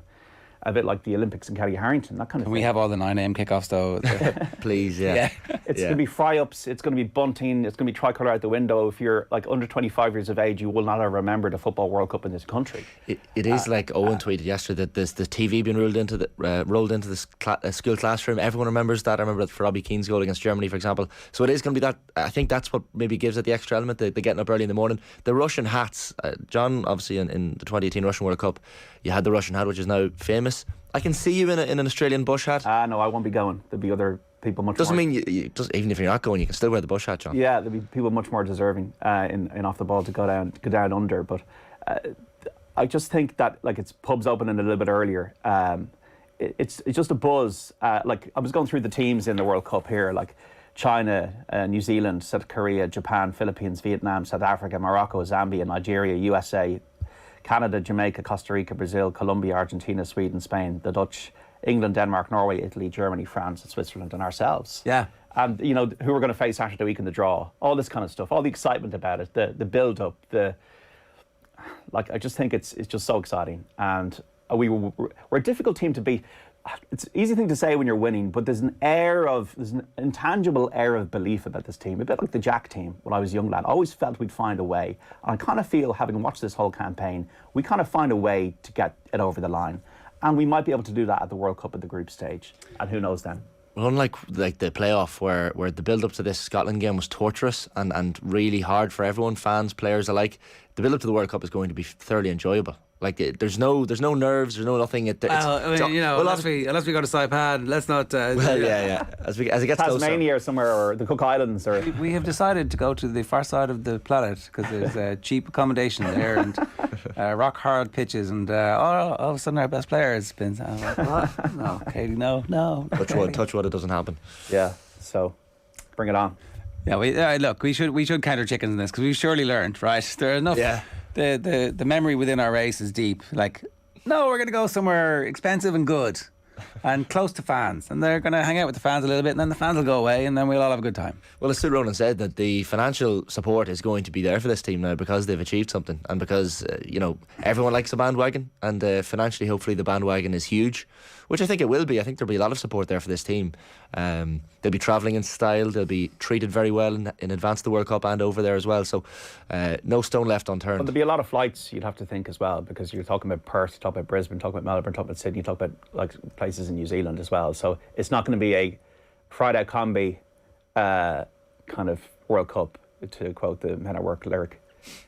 I don't know what that is. It's like a van, isn't it? Okay, it's like a Friday van. What Joxer would have been in. Yeah, it's not Joxer goes to Perth and then you're going through, I don't know. I think there's going to be a lot of people. There's going to be a lot of Joxers who are down there in a little. From Sydney to Melbourne. Ute. How long is it from Sydney to Melbourne? I wonder, in a car. I'll tell you now, John. You just keep talking. Could you make it for like the first game and the third game? Possibly, yeah. Yeah, that'd be an adventure, wouldn't it? Be like the David Bowie Let's Dance movie.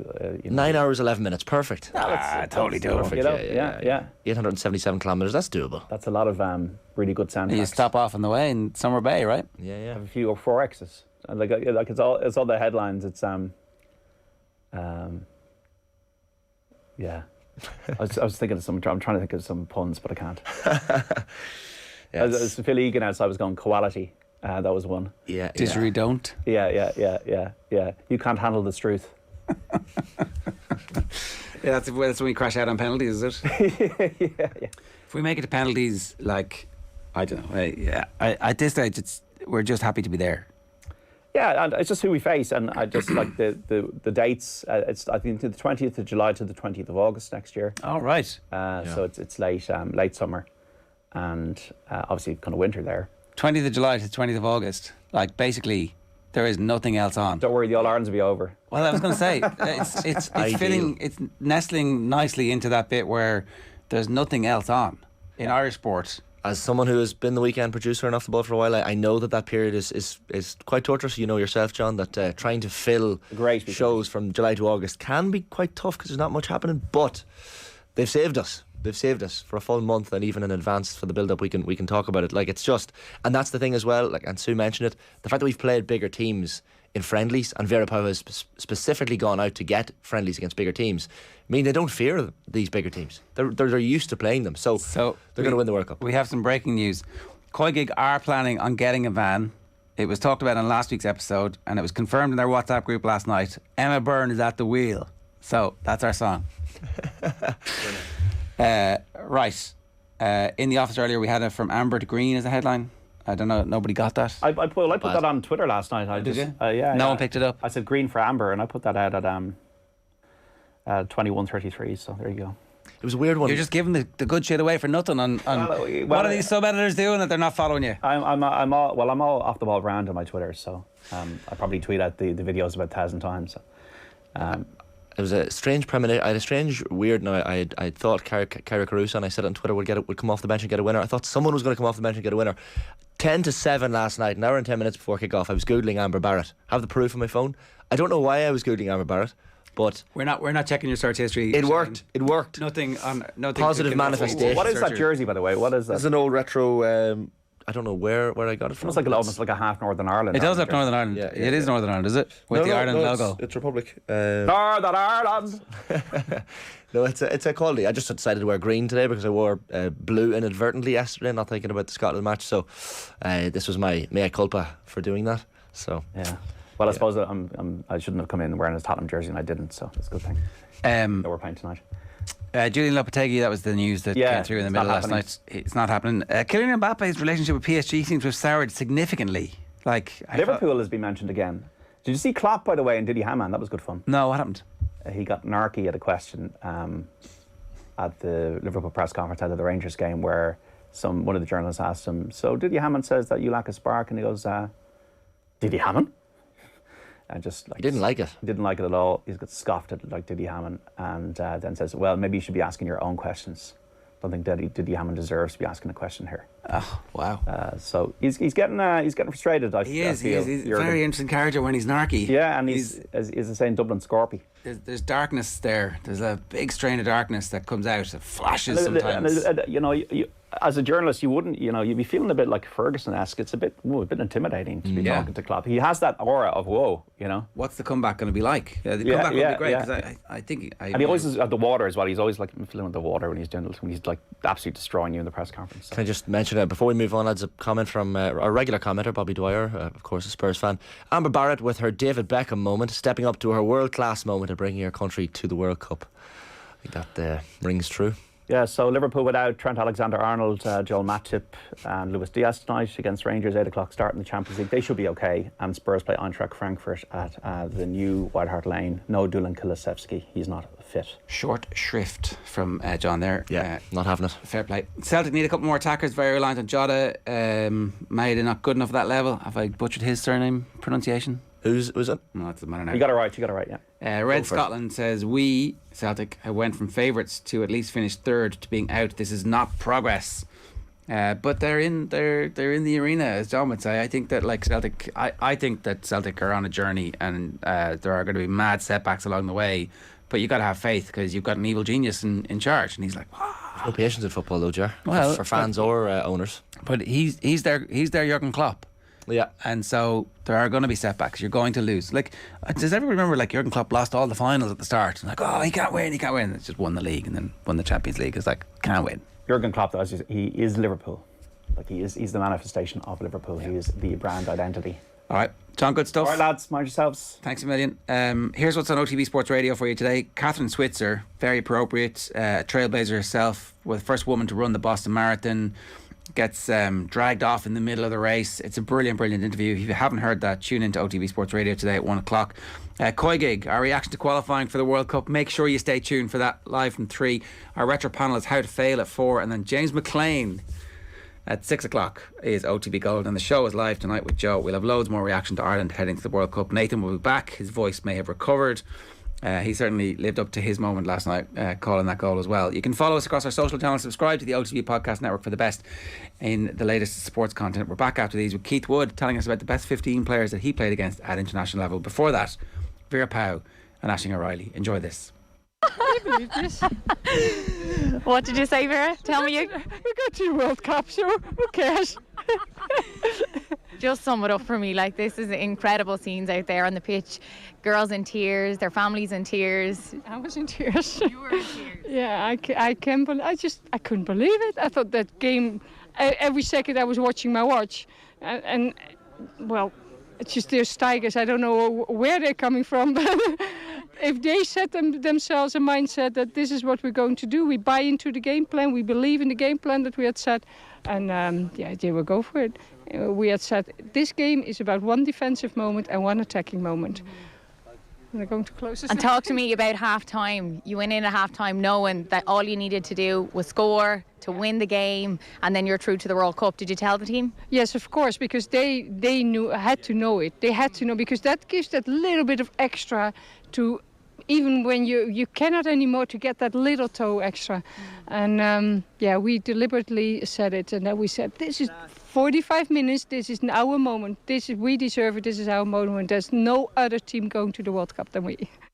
OTB AM on OTB Sports Radio, Ireland's first and only sports radio station. Zebo going on his own, he gets the try! The Red 78. We're both Munster people. Nobody knows Munster rugby better. Carver gets over the line, try from Munster! Available every Wednesday. Don't miss a moment of action. Subscribe to the rugby channel on the OTB Sports app and turn on your notifications now. OTB AM with Gillette. Get into your flow with the new Gillette Labs Razor with exfoliating bar. Keith Wood, good morning to you. How are you? I'm very good, albeit a bit confused with this, Ger. I've struggled with it a little. It's been interesting. I understand Colin Buig ruined your day yesterday when he texted you wondering, would you have a think about this? It's a good piece. We'd like to do it with you. And you're like, okay. But then all of a sudden your brain took over and you got busy. Well, it was it was Monday, and it ruined Monday afternoon. I had an awful lot of work on, and all I could think about was this bloody list. But I have thought about it a fair bit over the last period of time because of the international rugby experience that's been built in Limerick. And they do have an element for this, for people to be able to build their own best ever 15. They've 270 or 80 players that are linked over the last number of years, so you can kind of build your own one out. But it's funny, when we were building all those names in, I never fully got my head around building my own, which was kind of interesting. And then it's whatever criteria you decide you want to use. And I'm not a huge fan of lists, so it's what's the most appropriate team? Are they the best performances that have happened? Are they the best players that spanned a career? Are they guys that I played with on the international field or against them, or the best pure individual performance? You know, it's hard. And there was guys that were playing when I was playing that I didn't play against, and I haven't put those in either. And that was kind of difficult because some of those players were just extraordinary. So it put me in a little bit of a spin on Monday. Okay, well, good. Nice to start the week in a way that gets the old synapses firing and the little grey cells working. What were your own criteria then? So you didn't include anybody you hadn't actually played against on the field of play, is that? I didn't. I have them kind of they're on the list because they're all, some of them are worth a mention. I think if I take one in particular, and I was trying to make certain that I hadn't played against him, but I don't think I played against Laurent Caban, but I did play with him, and he was one of the top 3 or 4 players I played with in my whole career. He was a French wing forward. He, apart from the fact he was unbelievably good crack, he had a talent that was almost embarrassing. He was so good. He was very slight, had been in a car accident when he was younger, couldn't do a huge amount of weights, but could do things on a rugby field that I've never seen anybody else be able to do. So, wow. And he isn't on the list. He's in my sort of further reaches, but he doesn't make the team because I don't think I played against him. So I have one more I think I'll talk about, actually same position. Richard Hill, who I played against often, and he played 6 for England. But when he played 7 for the Lions, I thought he was the best 7 I ever played with. Wow. I thought he was truly, truly amazing. But he doesn't make it either. So that's a little bit frustrating. And I've also taken the view of players who were excellent, but may not have got the credit that they deserved, but their quality all the time was amazing. So I think it starts with that. Actually, that's the easiest way to go, is to start at 1, which I went with Tom Smith. Because now I played with Tom in 5 lines tests, and he was never considered such a huge star for the very simple reason he wasn't a huge man, and there were far bigger guys. And you had Oz Durant, who was there, and Christian Califano, who I played against often, who was quite extraordinary. But Tom seemed never to make a mistake ever, and was so unbelievably consistent, but fought against the challenge of being half the size of some of the guys he was against. I mean, he was extraordinary. So so my criteria are all mixed up, without a shadow of a doubt. I think it's a really good team in my time, but I know that everybody has their own opinion. Everybody's going to come with their own one in relation to it. But Tom was magic. It is a pretty good team. I'll get to that 1 second. So just for anybody who's watching and is unfamiliar, what's the era here? What are the years that are qualifying for you? And the years qualified for me are, I joined the Ireland squad in 92. Actually 92, I played from 94 to 2003. So there were some pretty stunning players in that period of time. I also included a Babas game. We played South Africa in 94 because some of the players that played on that day were just off the chart, but were off the chart in terms of maybe the history of the game as well. Okay, well, I was wondering, what Richard Hill? And then I'm like, okay, I see why. So Tom Smith is your number one, and on the list of other potential number ones, there were loads of other great players, but when you were playing against Tom Smith, what was that like? It was kind of the joy of playing with him and the joy of playing against him was almost flip sides of a coin. He never said anything ever at any stage. So you never knew whether you had him under pressure. You never knew whether anything was going against him in any way, shape or form. He bore his roles and responsibilities at scrum time in particular with total silence. So he never seemed to be under pressure. He never showed any pain in any way, shape or form. He had the most extraordinary hands then. I mean, if there was a player from my era that would suit the way expansive rugby is going now, it was Tom Smith. He had the most extraordinary hands. And I was telling a story the other day that was kind of a criticism against a couple of scrum halves. And someone said they thought, because I was watching it with Tom Smith, they thought that I was going to tell the story that Tom went into scrum half to pass the ball the 25 yards because he had that skill set. So it was the consistency of, people can be consistent and not consistently good. He was consistently fantastic all the time. He just didn't make any mistakes. So to have a player like that in the front row was extraordinary. Tom, of course, passed away at a very reasonably young age as well, Keith, earlier this year. Sad to see that, but a lot of the tributes that came in, and I was just reading one there from when he passed away. One of the great props of all time. So even if you hadn't played against him, you probably have him up there as one of the great props.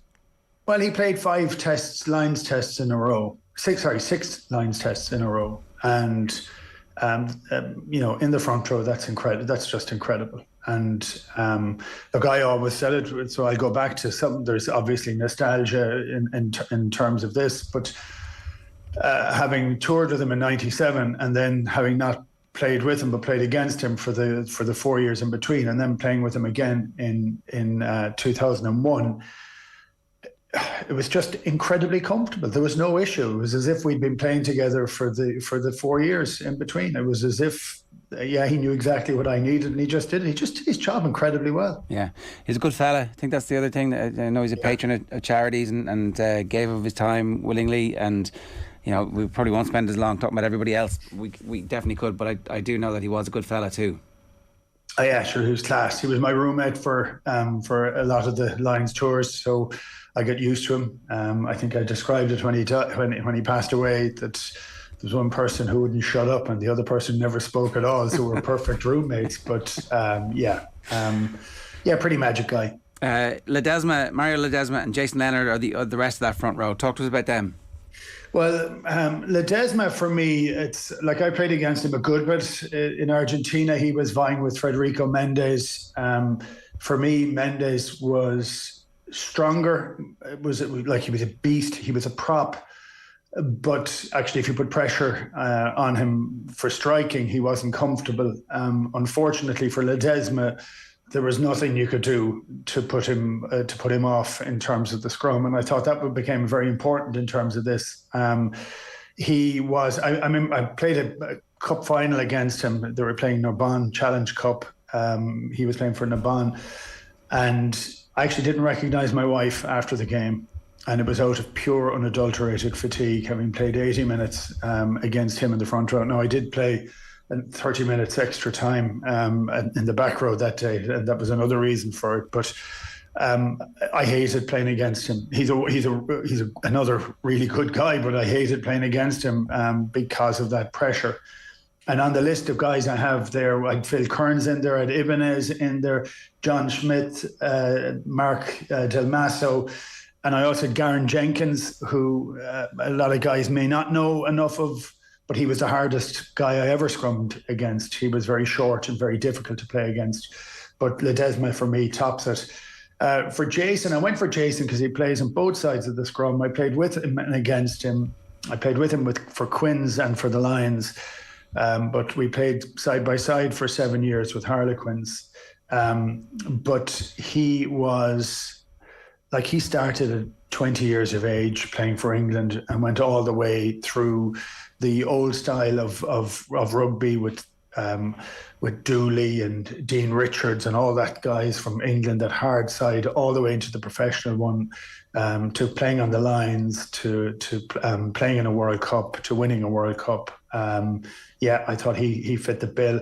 I had Ola Brown in there as well, which some of the older listeners would remember, but he was at the very end of his career, so I never got to see him at his absolute best when I played against him. Okay. The second row, Martin Johnson and John Eales. That's not bad. No, I think, like Jono was the best captain I ever played with or against. I also think his performance as a second row in the World Cup final in 2003 was the best performance. I was going to say the best performance I've ever seen by a second row, but then you look at John Eales, whose nickname was Nobody because nobody's perfect. I still am stunned when I look at him with his huge feet, kicking conversions and penalties from all over the field for Australia. When they brought in line-out lifting, he often said, no, I don't like being lifted. I can jump high enough on my own.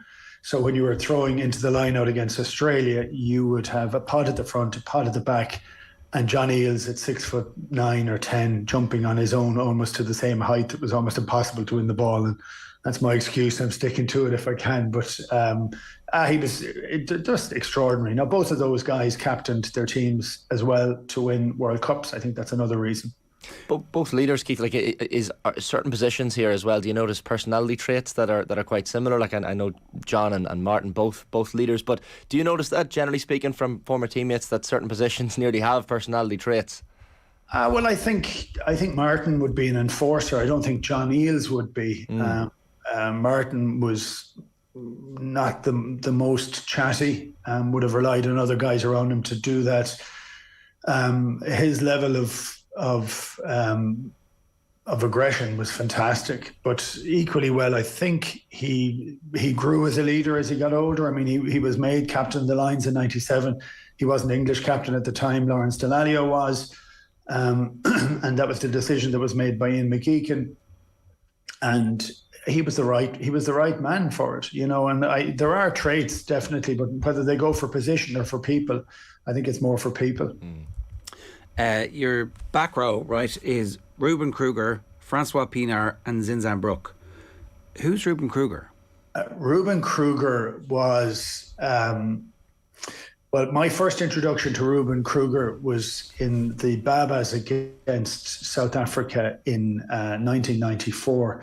He actually broke my nose, so I know that I have a picture of him holding my jersey, and the next movement is a bit of a swinging arm, and he broke my nose. Ruben was, he was this tough teak, 6 or 7, and South Africa often used 6 as an open side, not a blind side. But he was central to that South African team at that period of time, and so I played against him for 3 or 4 years. He was an incredibly good guy. Another guy who sadly passed away, incredibly tough, hard, of that time. And actually, when I looked at this by picking both Kruger and Francois Pienaar, I was kind of picking, that's maybe some of the criteria or the latitude that I've taken, is the idea of having players that were great at that moment in time, even though there happened to be other great players I may have played against later on in my career.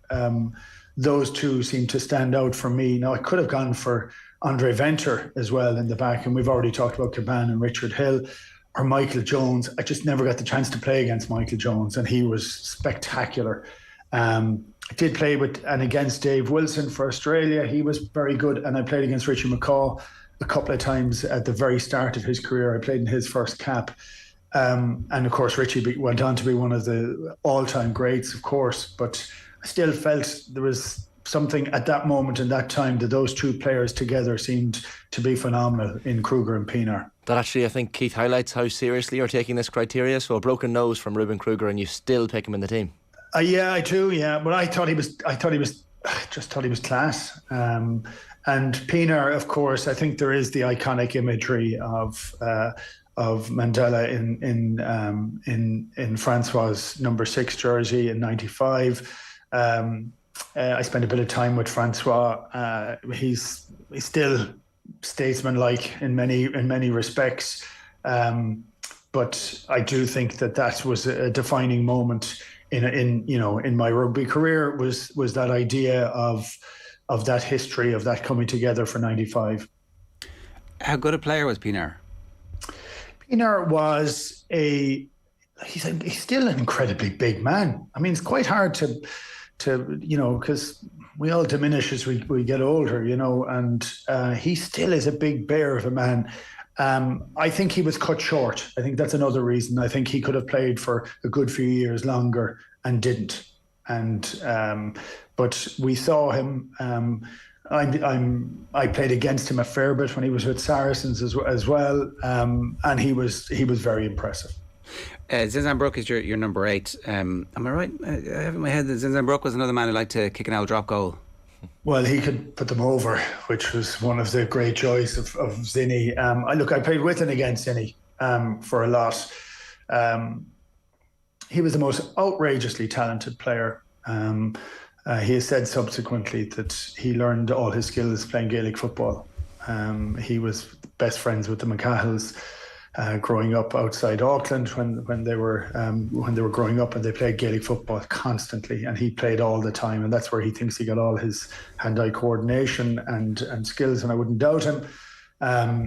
He's a total sports Billy, but he would make the right decision. I mean, the drop goal he got against, I think it was England in the semi-final of the World Cup in '95, on the hoof from 45 yards, straight over the bar. I mean, that's Jonah Lomu caused carnage that day, but that was the nail in the coffin.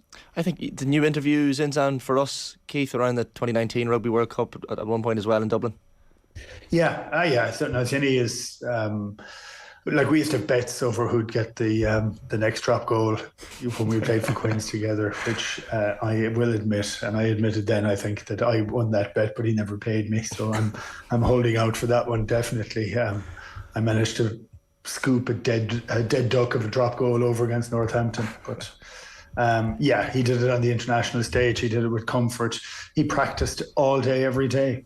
He just everybody would talk about him being natural. He was natural because he was first out to training. He may not have been the fittest at the end of his career, and he wasn't, but he was still able to get a ball to bounce whatever way he wanted to because he practiced it all the time. Your halfback partnership is George Gregan and Stephen Larkham. That's the one now where I struggle on myself now. I really struggle because I struggle with not picking Johnny Wilkinson, though I loved Andrew Mertens. And again, he was very old school. And I always thought he was kind of a boring sort of guy until I met him, and he's the least boring guy you'll ever meet. But George Gregan and Stephen Larkham, like George and I are the same age. His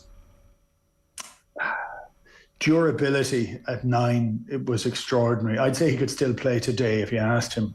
He's in unbelievable condition. But Stephen Larkham, with that Australian team, I think it originally came from the sort of philosophies of Bob Templeton back in the 80s, but that ability to play and see and run different lines from anybody else were truly extraordinary. And the pair of them they broke my heart on many occasions, on every occasion, actually. And that's the reason they get picked. They were absolutely phenomenal. I only managed to beat Australia once, and that was with the Lions, and which is a horrible statistic. And they were central to that for all of it, pretty much. Larkham in particular used ghost, and it was before the fully structured defensive line. And if there was the hint of a gap, he had an ability to kind of accelerate on a sort of obscure line, and ghost into a space and always have somebody outside him. And look, when we go to the centres, I could have had the two Australian centres at the same time because they were world class at that stage. But I haven't, because I've decided to go for something a bit different. Okay, so just to some of the other players at 9 and 10 that are close but not actually on the list: Justin Marshall, Rob Howley, Yus van der Vesthuizen and Fabian Galtier are the scrum halves. The other right half, you mentioned Mertens. Johnny Wilkinson doesn't make it. It's he was pretty good. Yeah, Johnny was extraordinary, but again, it was in the time that, look, and I toured with Johnny, and I played with him and against him. But in terms of a pure line breaker 10, which I don't always like that, but for a guy that sets the place on fire, Stephen Larkham and George Gregan, and I put them together. And I also decided I didn't do this on every one of them. In fact, I absolutely didn't, but I did go for 9 and 10 who knew each other perfectly. Yeah. So Johnny will, whether he cares or doesn't care or not, will be upset or not, but that was the hardest one for me, was the Stephen Larkham or Johnny Wilkinson. Yeah, I can see why. They're very different players. And maybe if it was for a long campaign, you might pick Johnny Wilkinson. But if it's Space Jam, as we said, the aliens are coming and you need to beat them, I might stick Larkham in there because he's going to do something and nobody's going to have a clue what it is. What about Van der Vesthuizen? Because there was, again, I'm sure there were scrum halves before him who were as strong and as tall and of that athletic profile. But there haven't been a heap of them. Traditionally the scrum half would have been more Gregan's shape and size and technique. But Van der Vesthuizen is was he 6'3", 6'4"? Van der Vesthuizen, he was a big man. He was a force of nature. He didn't have as good a pass as Georgie. And I would have said he was... It's funny because you look at Ewist and you think he may be the best rugby player on that list of names, but not necessarily the best 9, and so that's that's one of the reasons. I think George had played longer, played an awful lot more, but was technically fantastic. Like Ewist was the best running 9, best defending 9, one of the best kicking 9s, at that time. But as I said, this is not an exact science, and I can be challenged on every single one of these, and I'll fail in answering some of them too. You've got John Lomu on the wing, and the list of other wingers who it could have been are Campese, Yain Evans, and Philippe Saint-André. As depth charts go, that's pretty bloody deep. It is, and it's funny because I've Lomu on one wing, and I think we should talk about the other wing as well at the same time. But if we talk about Lomu first, when Lomu came on the scene, I think it was 94 Hong Kong Sevens. I think that's where the world suddenly got to notice him. I mean, 2 years prior, he had played against he played for New Zealand schools against the Ireland schools. He played at number 8 against Anthony Foley, and both of them have since passed away, which is terrible. But so we would have known about him a little from then, but then suddenly 94 he comes on, causes total carnage, and the Sevens, goes onto the World Cup, and we now have Jonah Lomu rugby because of that as a thought and an idea. And he changed pretty much everything. He was the first global superstar. He changed, I think, he became the face of the sort of potential of what professionalism could be at that stage in '95, and he was extraordinary. Incredibly nice guy, quiet guy, considerate guy, but changed the game, I would have said. I remember asking Rog this question, Keith, a couple of years ago regarding Jonah Lomu. He talked about trying to hang on to his bootlaces when he was coming towards him. What's going through your head when Jonah Lomu is running full speed towards you on a pitch? Well, I gotta say fear, but there isn't fear. I don't think so. Anyway, you're thinking about commitment. And I remember going to tackle him at one stage, and I said I'd get him exactly in the right spot, just above the knee.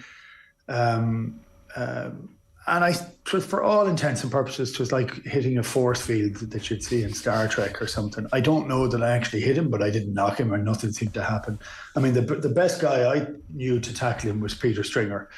And Strings, he used to get tangled up in his feet, and that was the way of knocking him over. I mean, he was huge, absolutely huge. Really, really big.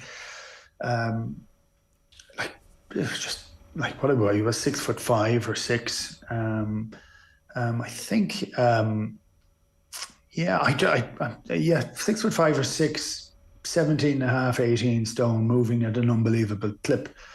It's not fear, but you may not be fully entirely filled with confidence that you're going to do the job. You mentioned the other wing at the same time, so it's Jason Robinson getting in ahead of Joe Roth. What is it that made Jason Robinson be in your team? Again, I suppose ahead of Campese and Ian Evans and PSA as well. Yeah, look, I put them all in at different times, and actually, I'm always getting 11s and 14s wrong. So whoever wants to kind of criticise which players are picked on which side, I'll take whatever that. The reason I went for Jason Robinson at that time was, again, I thought he changed a lot of the game. I thought he became, he was an incredible convert to rugby union, having played rugby league at such an incredible level, having done everything in that game. He then moved over to union. He got kind of picked a little bit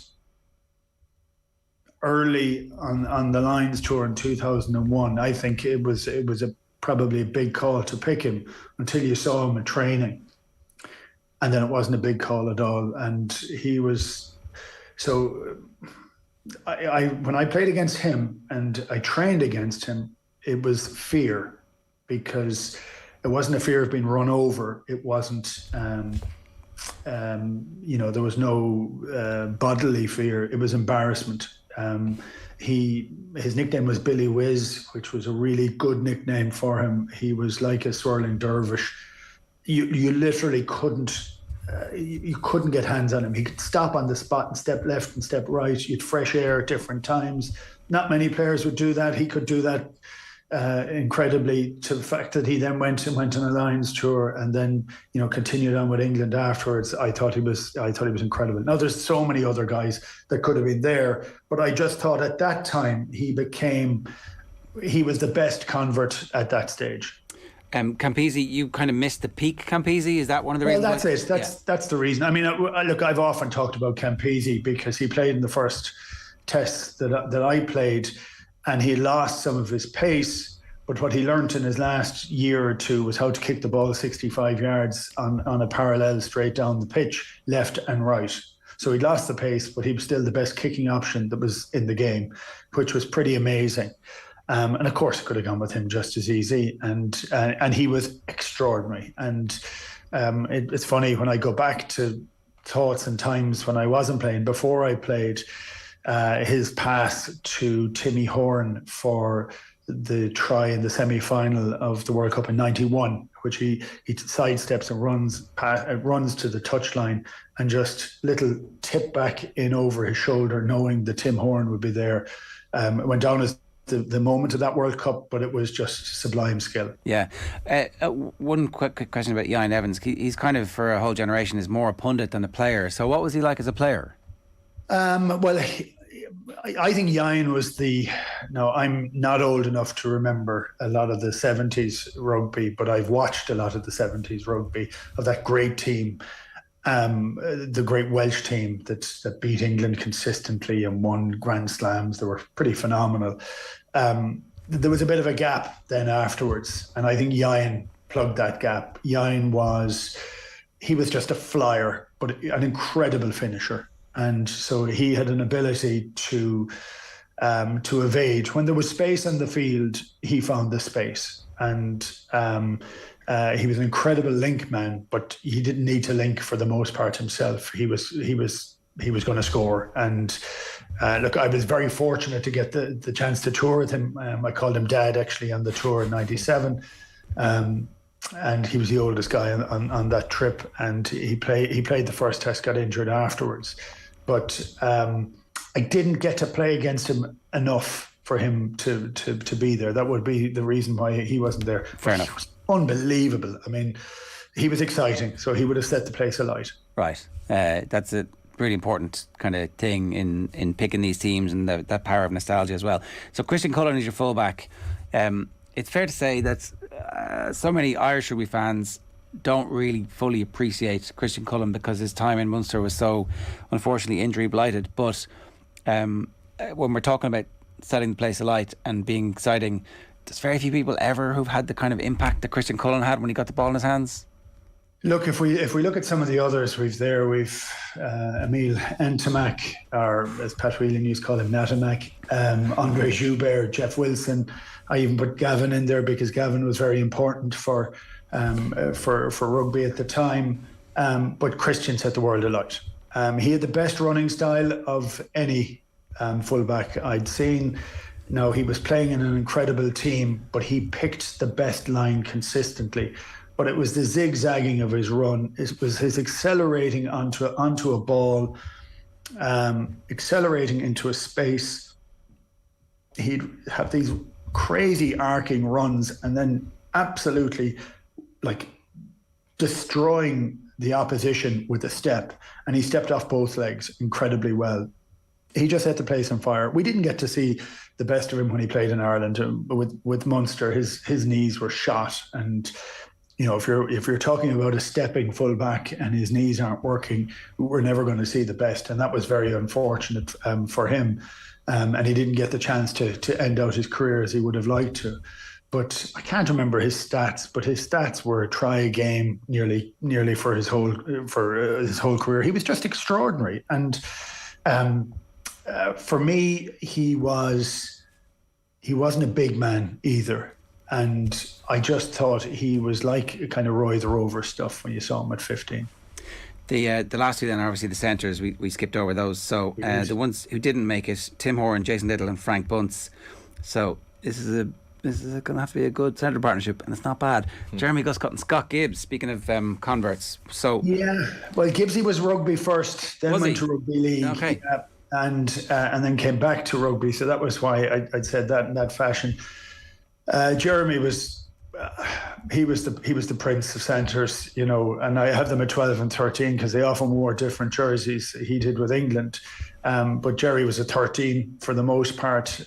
But his ability to show and go, and again, I think it's different because the game has changed an awful lot. So you wouldn't have as much space to show and go now because the defensive line is far straighter. But he had incredible acceleration, and also, which I would have said, he was selfish enough to go for it and to score, but he also knew when to make the pass. And I thought he was a fantastic passer at the right time. He was a great man to put a fullback or a winger away, and did that consistently. Gibbsy was, and I played against him, and I played with him. He was about as destructive as it comes as a 12.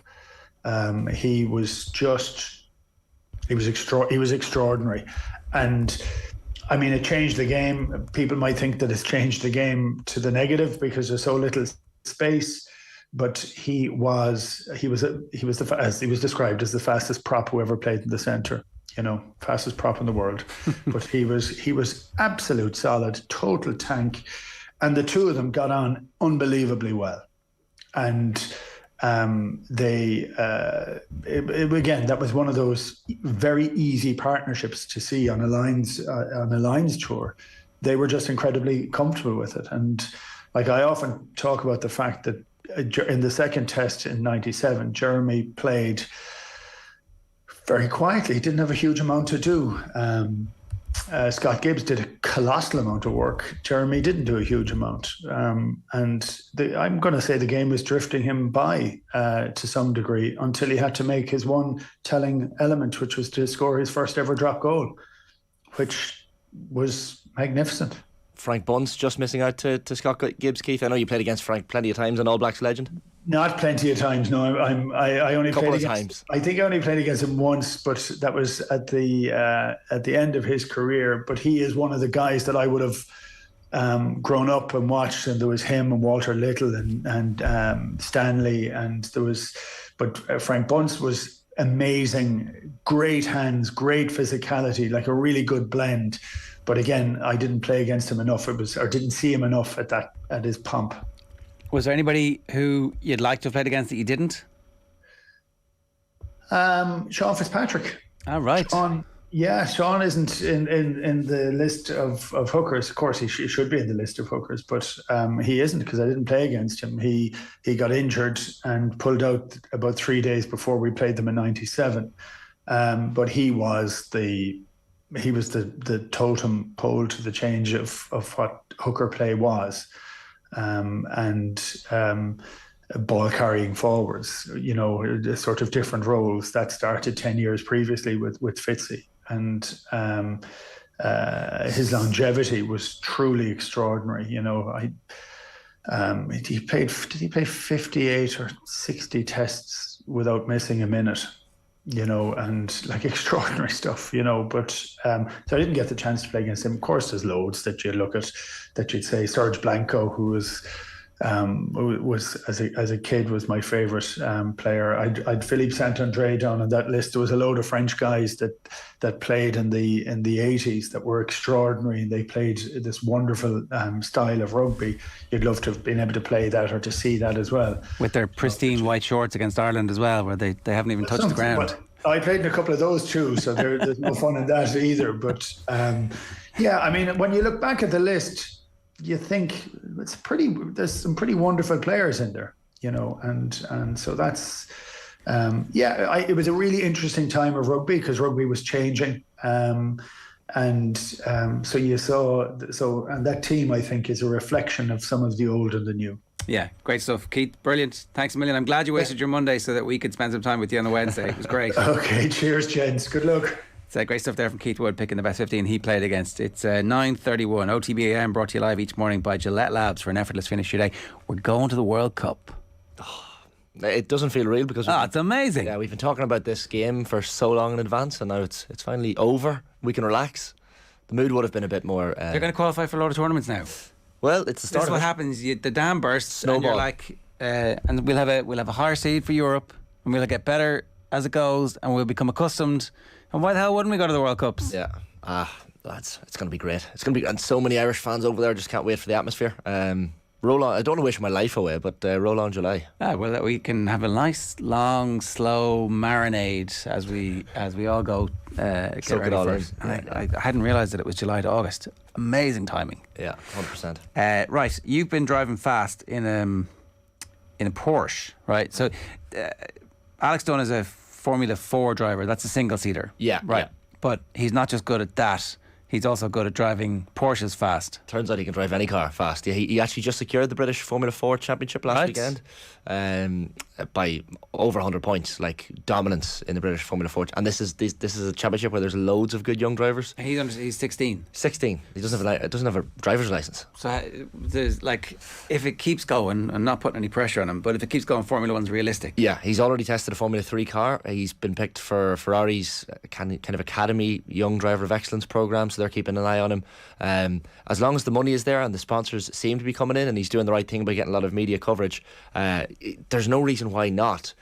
It's obviously tough to get one of those 20 seats on the Formula 1 grid, but I think Eddie Irvine was the last Irish driver. Alex is certainly the next name that we need to watch out for. I wouldn't be at all surprised. He's got the cocky aura that I think you need to have to be a Formula 1 driver. So I'm going to watch his journey very closely. See, we were down in Mondello Park, and drove me very, very quickly around the track. I was kind of holding on for dear life. We're back tomorrow. Graham Hunter's Champions League update. We'll have some Club GA chat, more Ireland reaction, of course. There's a press conference this morning. We'll bring you that and loads of, I don't know, conversation about how great we are at women's football at the moment. But we're going to leave you today with Alex Dunn and slightly terrified. Were you terrified? A little bit. Not too bad. I like driving.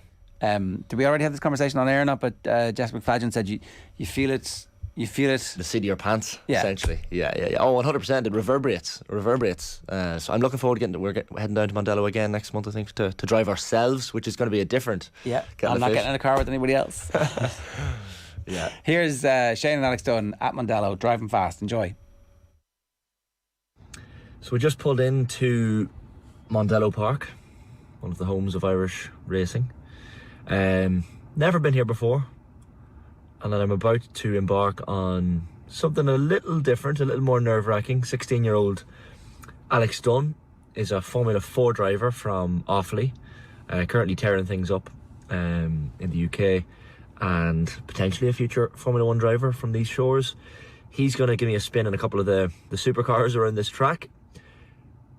And I'm very nervous. Shouldn't have eaten that Goujon roll. Shouldn't have had that second cappuccino.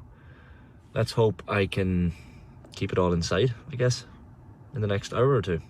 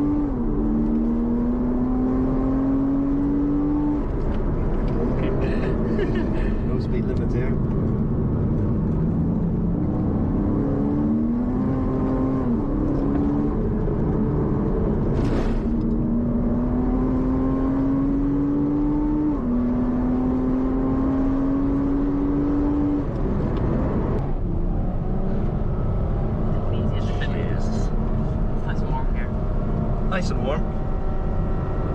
I'm not nervous at all. Maybe now a little bit.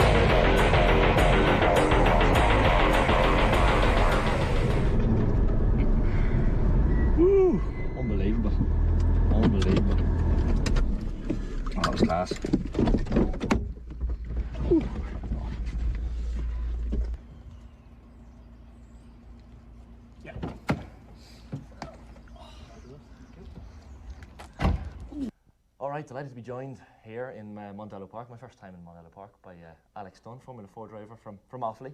Alex, how are you keeping? I'm good, thank you. How are you? I'm sweating, and anyone on the camera will notice that I'm sweating because I'm after doing a couple of laps here with you, and Yeah, let's just say it was hairy. But you're well used to it. You're a man with plenty of years' experience behind the wheel. Although you're only 16, isn't that right? Yes, I'm only 16. How many years have you been driving for? I started racing at the age of 9. Age of 9? Yep. Are you one of these, like a lot of the, I suppose, Formula 1 drivers at the minute, they're the go-karting background? I know Lewis Hamilton is one with a bit of karting background. Are you the same kind of sphere, or how did you get started? Well, originally I kind of got into motorsport. My dad was a racing driver. My mum worked here in Mondello, so that's how they met. So motorsport's always been in the family. And yeah, like I said, my dad was a racing driver, so I've always been around racing. You know, I was always with my dad supporting him and always watching him race. So, you know, I was kind of always had an interest in it. And then I remember, I think at the age of maybe 7 or 8, I asked him if I could ever go in a kart, because I knew a couple of other people that were in it at the same time. So I asked him if we could try karting, and he said yeah. And then from the first time I ever did it, I begged him if we could go again and again. Then I think at the age of 9 is when I first started racing. And did you have Formula 1 heroes growing up? Was it something you watched all the time on the TV, or was it just the interest solely through your dad, I guess? Well, I mean, mainly through my dad, but, you know, I'd always watch, you know, the Grand Prix with him. You know, he always watched Formula 1 and I would watch it with him. So, you know, I've kind of always had an interest in motorsport as a whole since a young age. And then when I got the opportunity to give it a go when I was 9, that's kind of then when I started. You're involved in Formula 4 at the minute, so you might just explain to people at home who don't really know the difference between Formula 1 and 2 and 3 and 4 and Formula 4. Like, what's Formula 4 and how does it compare to the Formula 3 and 2 and 1 cars, for example? Well, Formula 4 is basically the bottom point of the ladder to Formula 1. So like you said, you have Formula 4, Formula 3, Formula 2 and then Formula 1. So Formula 4 is basically a lower spec, you know, a little bit less downforce, less power. Kind of, you know, as you go up the ranks, everything gets a little bit more, you know, a little bit quicker. You have more downforce as you go up the ladder. Everything gets a little bit harder. So it's kind of like the bottom ladder, the bottom point of the ladder for single-seater racing to get to Formula 1 for people from the age of 15 to whatever. And you're obviously tearing it up at the minute in Formula 4. I think you've sewn up the Formula 4 British Championship already. Like, that's a huge achievement, especially for someone of your age. You must be buzzing to get the win, but you strike me as the type of fella who's already probably thinking about the next thing. Yeah, you know, I feel in a non-cocky way, I feel kind of at this point in my career, I'd like to say that I feel like this is what I should be doing. You know, I think we've always shown the ability and the talent throughout. You know, it was just kind of polishing a few things off and getting, I guess you could say, some of the bad luck out of the way. So I think that's kind of now that's kind of gone. I feel like the results we're getting, they are great, but I feel like it's almost what I should be getting. So I think, yeah, you know, obviously I'm over the moon, but now, you know, I'm kind of thinking about what we're going to be doing next year and the year after. So I'm always thinking ahead. I think when I was your age, I was in transition year in school, possibly. But like for yourself, it's not a normal childhood upbringing. Obviously, being involved in this game, but is it homeschooling, or how do you get that aspect sewn into your life as well? I think I did my first year of secondary school, and then I became homeschooled. I guess this year you could say I've taken a year off of school because it's so hard to fit everything in. You know, at the start of the year, I did 6 weeks racing in the UAE. And then with the dual campaign, Italian and British F4, at one point this year I was racing 6 weeks back to back between the two championships. So right. I've never really, this year at least, I haven't really been home that often. You know, I think I was testing there a week and a half ago in Stetterton, and then I went straight from Stetterton to Ferrari, and then I went from Ferrari to Silverstone, and then I went from there to here. So I think last night was the only time I've been home in 2.5 weeks. So it's tricky in that sense, but you know, I love what I'm doing, so it's no problem. The Ferrari, you mentioned Ferrari as well, and I know you've been picked as one of their academy drivers. Like, maybe explain to us what that means for you. It's obviously a massive achievement because not many drivers get picked for that, but what does it mean for you now? It's great to see that I'm getting the recognition and I'm being watched for my talent, and that, you know, people are recognising that and people are watching me, which is a really nice feeling. I think, you know, I think this year we've had some really good results, you know, like you said, with the British F4 Championship and breaking the record for the most wins in a single season, and being third in Italian F4 at the moment as well. So I think it's good to see that they're watching me. But like I said, you know, I feel like it's something that should be happening now, and I think if the results keep on coming, I don't see why other people wouldn't be knocking on the door as well. Do you ever get sick of that winning feeling of winning races? No, never. It's only like it's not a cheap industry in which to climb the ladder. So, is it a case now where you're always on the hunt for sponsors and for people to help you out financially in terms of climbing that ladder, as you say? Yeah, you know, we're always actively on the look for new financial support and for sponsors. You know, we have Harris is one of our main sponsors, and they've been really helpful to me, and you know, that's what we're here today for with them. So, you know, they've really helped me out a lot. I think without them I probably maybe wouldn't even be an F4 anymore. So I think, you know, sponsors are a really important part in motorsport, I think, because it's so expensive. You know, I think hopefully one day it'll pay off and it'll work out, but yeah, you know, sponsors and financial support and financial backing is really important. Like, you've been noticed, I know you're involved with the US team, and Ralf Schumacher is another name who's already noticed you. That Schumacher name is reasonably famous, I think, in the world of motorsport. But like, what does it mean to be recognised by the likes of Ralf and, you know, former drivers themselves who clearly recognise something in you?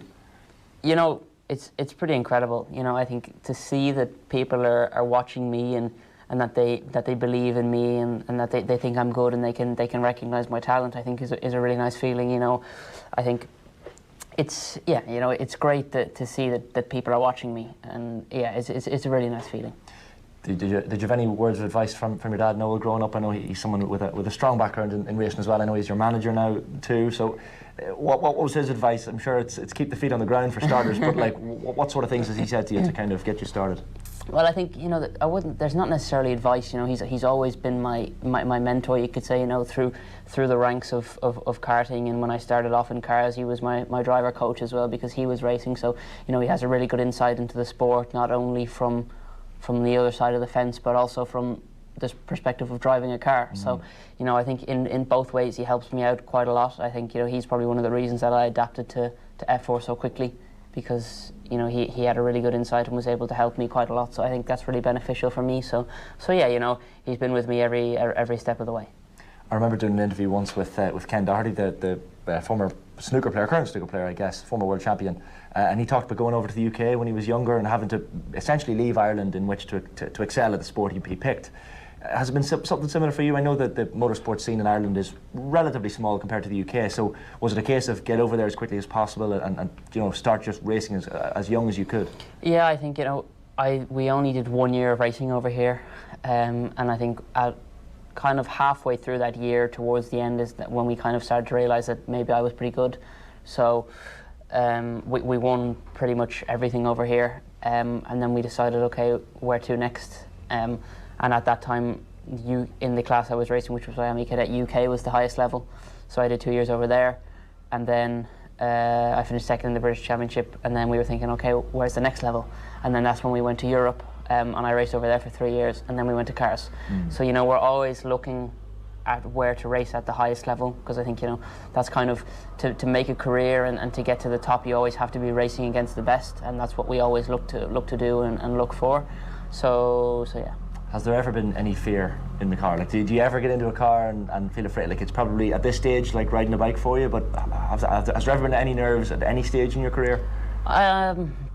Maybe when I first started, or maybe the first time I ever drove a racing car, but no, not really. I think when you start having fears and worries and doubts about, oh, if I do this I could crash, or what would happen if I do this, I think that's when stuff starts to go wrong. You know, I think if you're on a qualifying lap pushing the limits and you're afraid about crashing, you know something's going to go wrong. So I think you kind of have to try and get rid of those thoughts.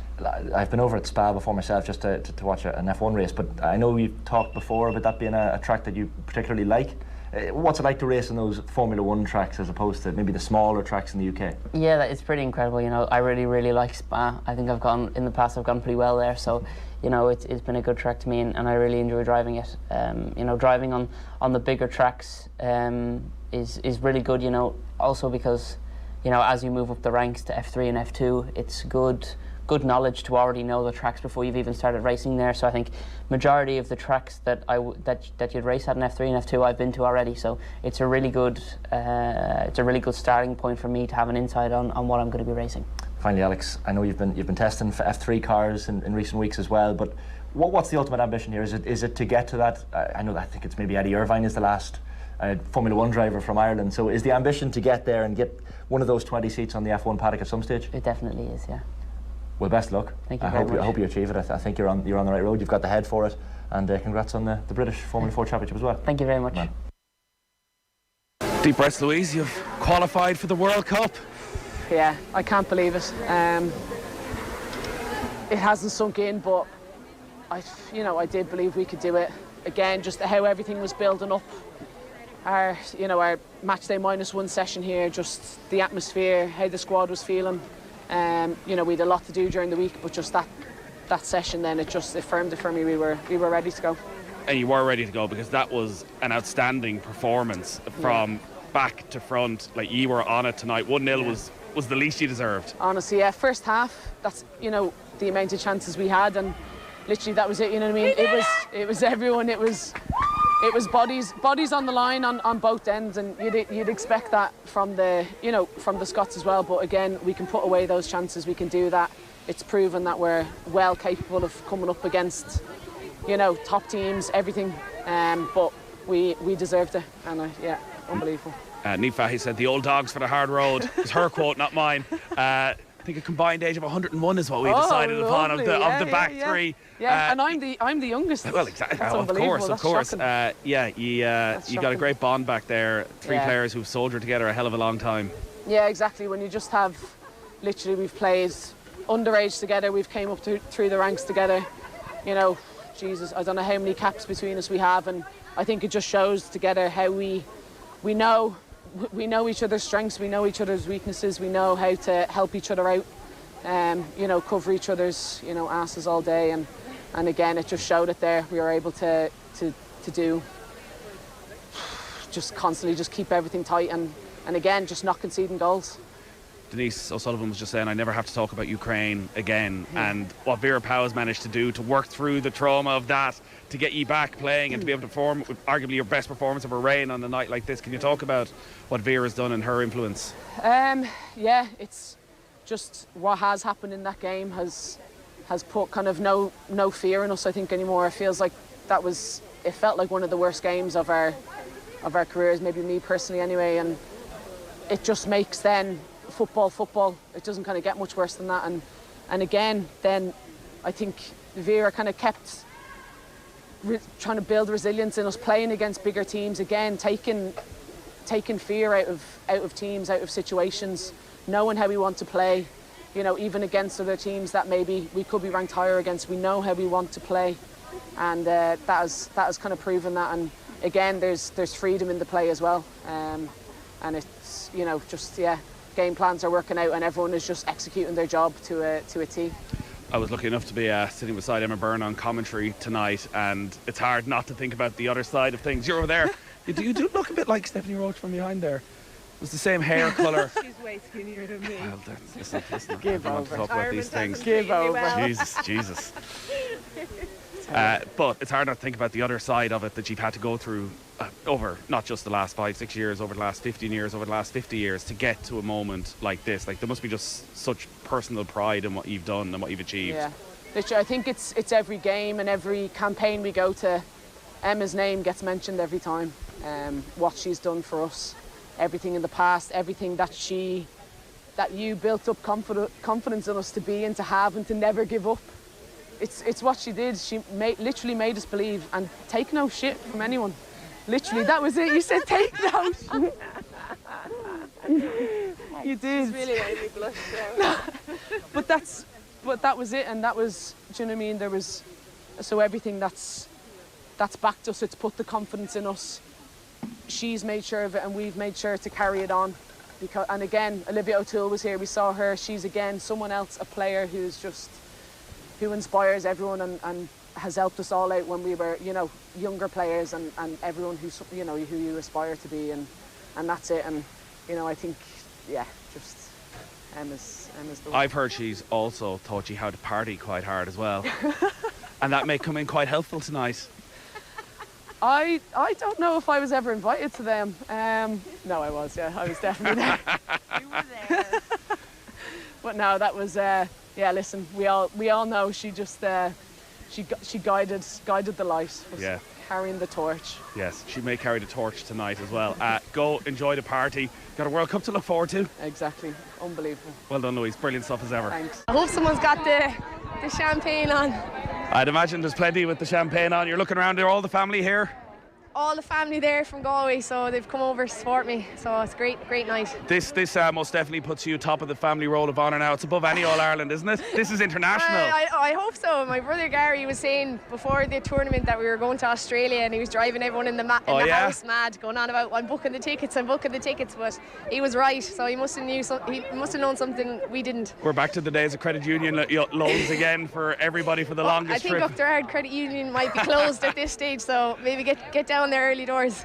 We mentioned it a few times in commentary. You've been around a while. You've been around this group, and you've been through some tough days on the pitch. You've known how tough it's been at times off the pitch. Possible to express just what these last few minutes have meant to you? I can't put it into words, honestly. I still am in a bit of disbelief that we're actually going. It hasn't sunk in, but just relief, I think, we've been trying for so long, and now to, as well, the other results went their way and we're actually going. Now that's it, no tournament in January.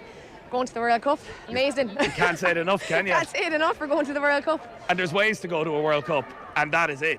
To play that well, 1-0 was the least that Ireland deserved, from front to back, from Courtney Brosnan saving the penalty to Amber coming on, but some of the individual performances, you outplayed that Scotland team for so much of the game. Yeah, I think first half especially we were excellent. Could have had a couple of goals on the score sheet, and Courtney as well, keeping that clean sheet for us. She's been amazing. I think we very much deserved. We kind of clung on at times in the second half, but listen, we knew what we had to do. We got the goal, and then we're tough defensively from the front to the back, and we were able to keep the clean sheet. So yeah, I think we were well deserved for the win. Been able to deliver that level of performance on a night like this, what's that down to? What happened over the past week in camp that enabled you to come and not have a nervy scrappiness, but actually go and express yourselves? I think we were really sure tactically. We knew we had a solid game plan all week, and the coaching staff of Vera, drilled it into us all week, and you could see everyone knew their role, and we knew the strengths of Scotland and what to do and trying to nullify them, and we also knew where to hurt them with Amber's goal as well. So no, it's a fantastic performance, but yeah, it's a credit to the whole backroom team that everyone has gone out here and got the performance. I was alongside Emma Byrne on co-commentary. We're going through some of the days and Liberty Hall and all those things that happened. Were there many moments along the way where you thought something like this is never going to happen for you, for the group? Yeah, of course. There's so many disappointments. You don't know if you're going to be part of it when we do get that actual moment. But yeah, I think Emma, Steph, and all the players that have gone before us and were part of that strike have a huge input into what's happened today. So it isn't just about the team here, it's about the injured girls who are not with us and the ones that have gone before us as well. So it's been an effort of decades, and yeah, I'm glad we finally got over the line and everyone's been a part of it. And you've a couple of them who've been in it for the long haul alongside you in that back three, and Diane and Louise Quinn. The three of you, that partnership you have, a night like this, it's never going to faze you.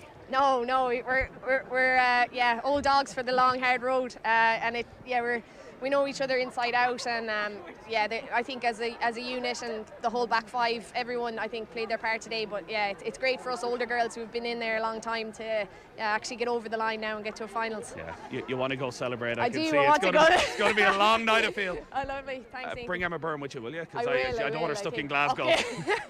I think she's driving home. That might be safer. Yeah, go enjoy. Thanks. The Cork flag I've no proudly around the shoulders. No energy. I bet you'll have energy for a bit of partying later on, will you? I mean, that deserves a little drink at least. I'm honestly speechless. I mean, we're going to a World Cup. It's what dreams are made of. I'm very proud of the girls. We dug deep tonight. It wasn't pretty, and we don't play a pretty style of football, but we got the job done, and that's all that mattered tonight. You certainly did. And I think you're a bit harsh on it not being pretty. You created so many opportunities tonight. In a World Cup playoff, they're generally very edgy, nervy. You got out there and you expressed yourselves and really took the game to Scotland. Yeah, we did. We took it to them, and we pressed in the first half. I think when they got in the ball in the midfield, we just put pressure on them, and they went long every time, to be quite honest. So they didn't create much. I think we created the better opportunities, and we said before the game that if we win the ball, the counter is going to be on and the spaces are on, and that's where the goal came from, was Amber Barrett. She was wide open, to be fair, and I just played the ball through. So we caught him on the break there, but again, speechless. We're going to the World Cup. Can't believe it. You played a huge role in that goal as well. We said it in commentary. You could see the little pocket of space for once opening up for you, and the weight of the ball was perfect. And the first touch from Amber to bring her away. You were just waiting for that one moment where it actually have a bit of time in the middle of the pitch. I was, yeah. I didn't get much time before that, so I was waiting for that one moment. And Fahy was calm and composed, played the ball into me. I just turned. There was no one on me, and seeing that pass open, and look, that's my style of play. Just playing balls through and playing them behind. And as I said, it was a nice ball into Amber, and she took it very well, and great finish from her. The ball went as slow into the net. I was just looking at it for about a minute, but great finish, yeah. There's two sides probably to this achievement. Firstly, just the pure sporting achievement of getting to a World Cup finals, something that Ireland have so rarely achieved, men's or the women's game, to make that bit of history. What does it mean for you as a footballer to be able to go and play in the biggest event in the world next summer? I mean, it means the world, honestly. It's a dream come true for me. This is what I dreamed of as a kid. But more importantly, what it's going to do for women's football in Ireland. For all those young girls and boys watching tonight, for them to dream of putting on an Ireland shirt. But yeah, it means the world. I'm very proud, and the fans that came out tonight, thank you. That was for you, that was for my family, it was for my dad who's not here today. He'd be very, very proud. So no doubt. Yeah, I'm very happy. Did your mum make it over? They didn't actually, but they're all together at home watching, and I'm sure there's tears. They're probably crying. I'd imagine for sure. there is. That other side, what it means for the growth of the game, it was spoken about a lot yesterday over the last few days, what it would mean if you were to qualify, and you're always worried of, well, if it doesn't, it shouldn't mean that the progress should stop in any way. But you as a group have taken that on your shoulders so brilliantly over the last 2 or 3 years, for interviews, for getting yourselves out there saying, actually, we feel we can be an inspiration. So there must be an enormous sense of satisfaction that I can't even describe it, honestly, what tonight means to us, what it means for Ireland. That Ukraine defeat no longer lives in my brain. Now we're going to the World Cup, so we'll never talk of it again. We'll never talk about it again, but those defeats are what got us here today. And going back to 2017, to that fight in Liberty Hall, all those girls, all those women who fought for us, we done that tonight for them as well. So we are very, very proud. I'm very emotional, and I just can't wait to celebrate with the girls. I am beyond proud. 50 years next year since the first ever women's Irish team played a senior international. It's been a long, bloody fight every step of the way. I think you deserve to enjoy it tonight. Yeah, we're going to enjoy it for sure. A few drinks anyway. No gym for the next couple of days, all right? I can't promise anything. Come on, take a break. Enjoy tonight. Well done, Denise. Brilliant as ever. OTB AM. With Gillette. Get into your flow with the new Gillette Labs Razor with exfoliating bar.